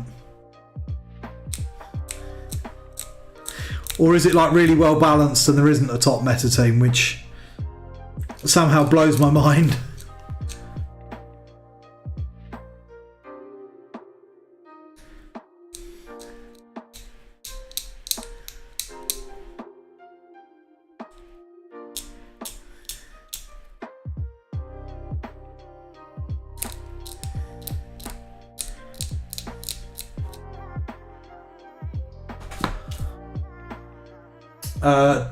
Oh, so I've read that one.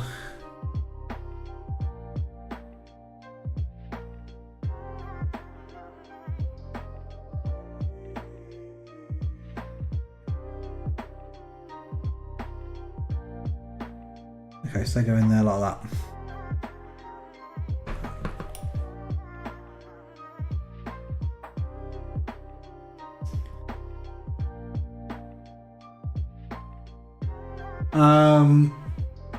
I think Wood Elves, Undead and Chaos Chosen are near the top. Right. High Elves, Skaven, one of the Undead teams are up there. It's more balanced now than ever before, TBF. Any tips for gluing and not having it go everywhere? I know the obvious stuff, but often end up with fingerprint marks or picking shiz up because of excess glue. Yeah, I recommend these glues. So this is Tamiya Extra Thin Cement, and then there's standard Tamiya Cement. And the beauty of these is because it's in a bottle with a little brush, you can take any excess off.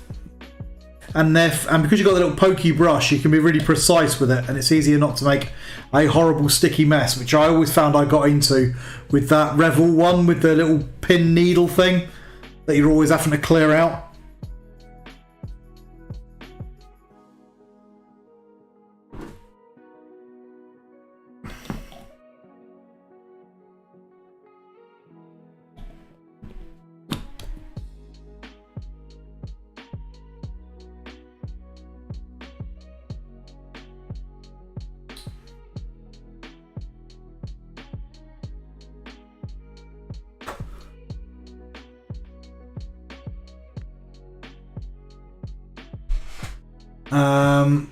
Wood Elves have dropped due to the leap nerf in current rules.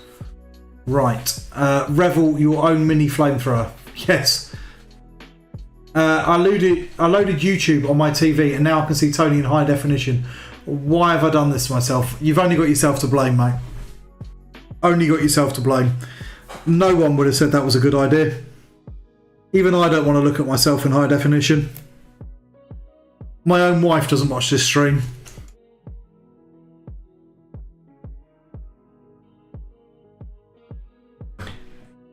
Um, 33 and 34. That's 34.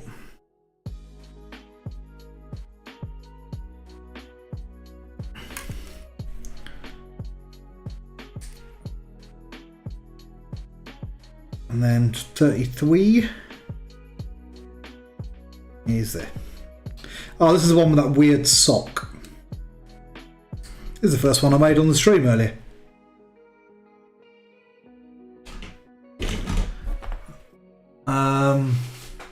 Tell you what's the difference between them two Tamiya bottles? Is the white stronger bond than green?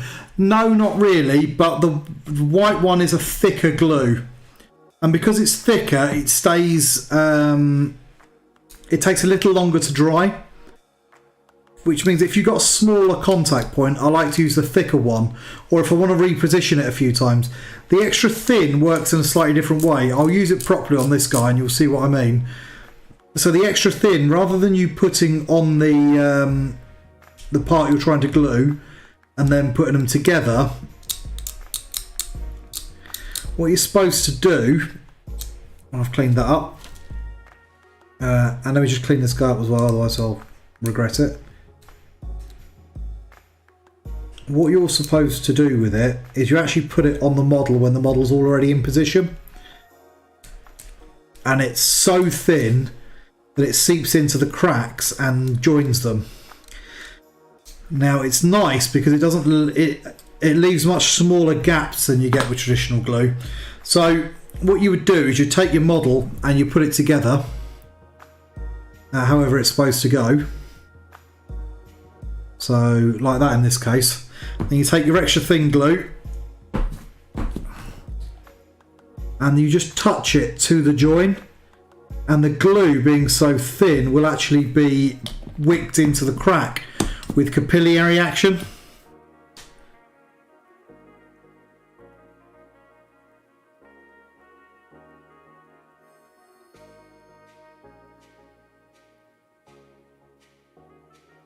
And it leaves a really clean connection. Whereas the other Tamiya cement is just like any other glue, except that it's got a convenient brush applicator.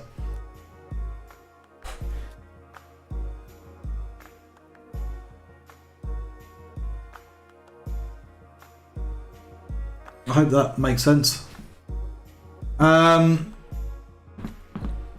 Be interesting to see how the new Amazon team does. Is it sponsored by Jeff Bezos?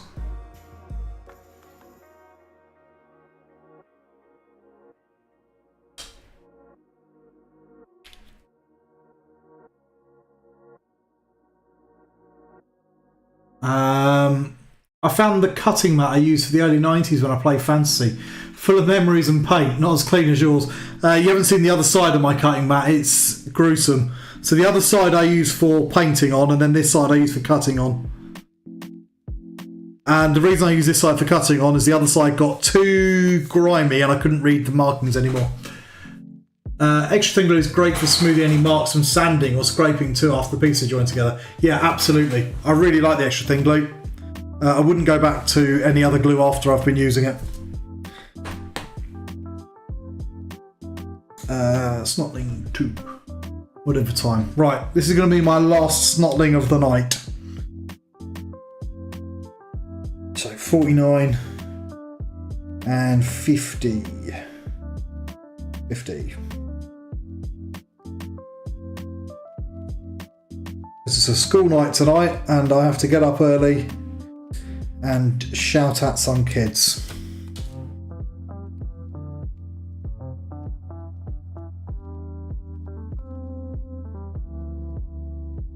That's 49. Oh, there he is.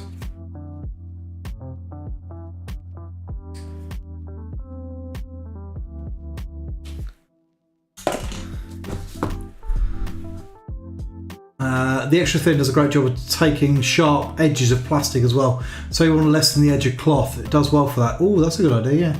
New Amazon team, a bald-headed fellow on the field directing battered vans down the field. Yeah, absolutely.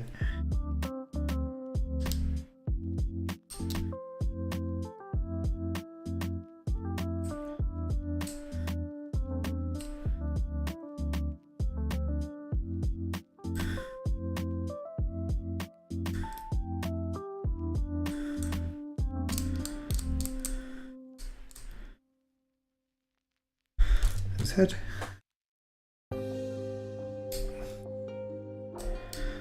It's got some ridiculous mould lines on this.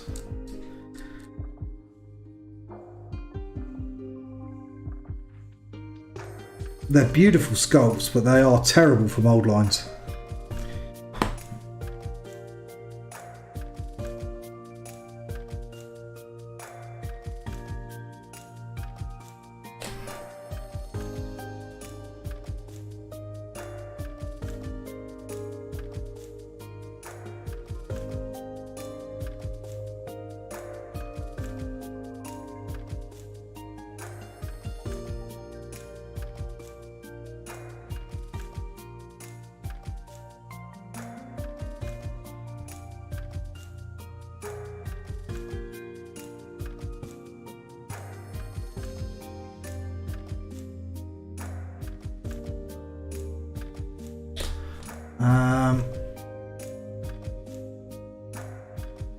I actually use Tamiya glue. Lol. I probably need to practice more. Have you heard of sprue glue? Put bits of old sprue in a tub like that, leave the lid loose, and you come up with some semi-viscose glue. Yeah, it's quite good for making, for filling gaps and things. But I've got some kicking around somewhere, but I don't tend to use it, to be honest. I used to use it a lot, but what I use now is, if I can find it, this stuff. And this is the Vallejo plastic putty, and it is fantastic because you just squirt it into the hole. Really like that stuff.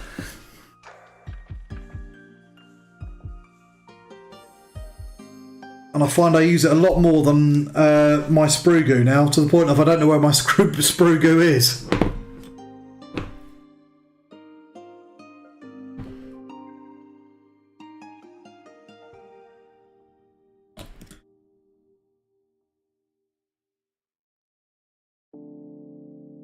Right, okay, so on that note, it is, I'm afraid, time for me to bow out. I hope you all have a wonderful rest of your evening.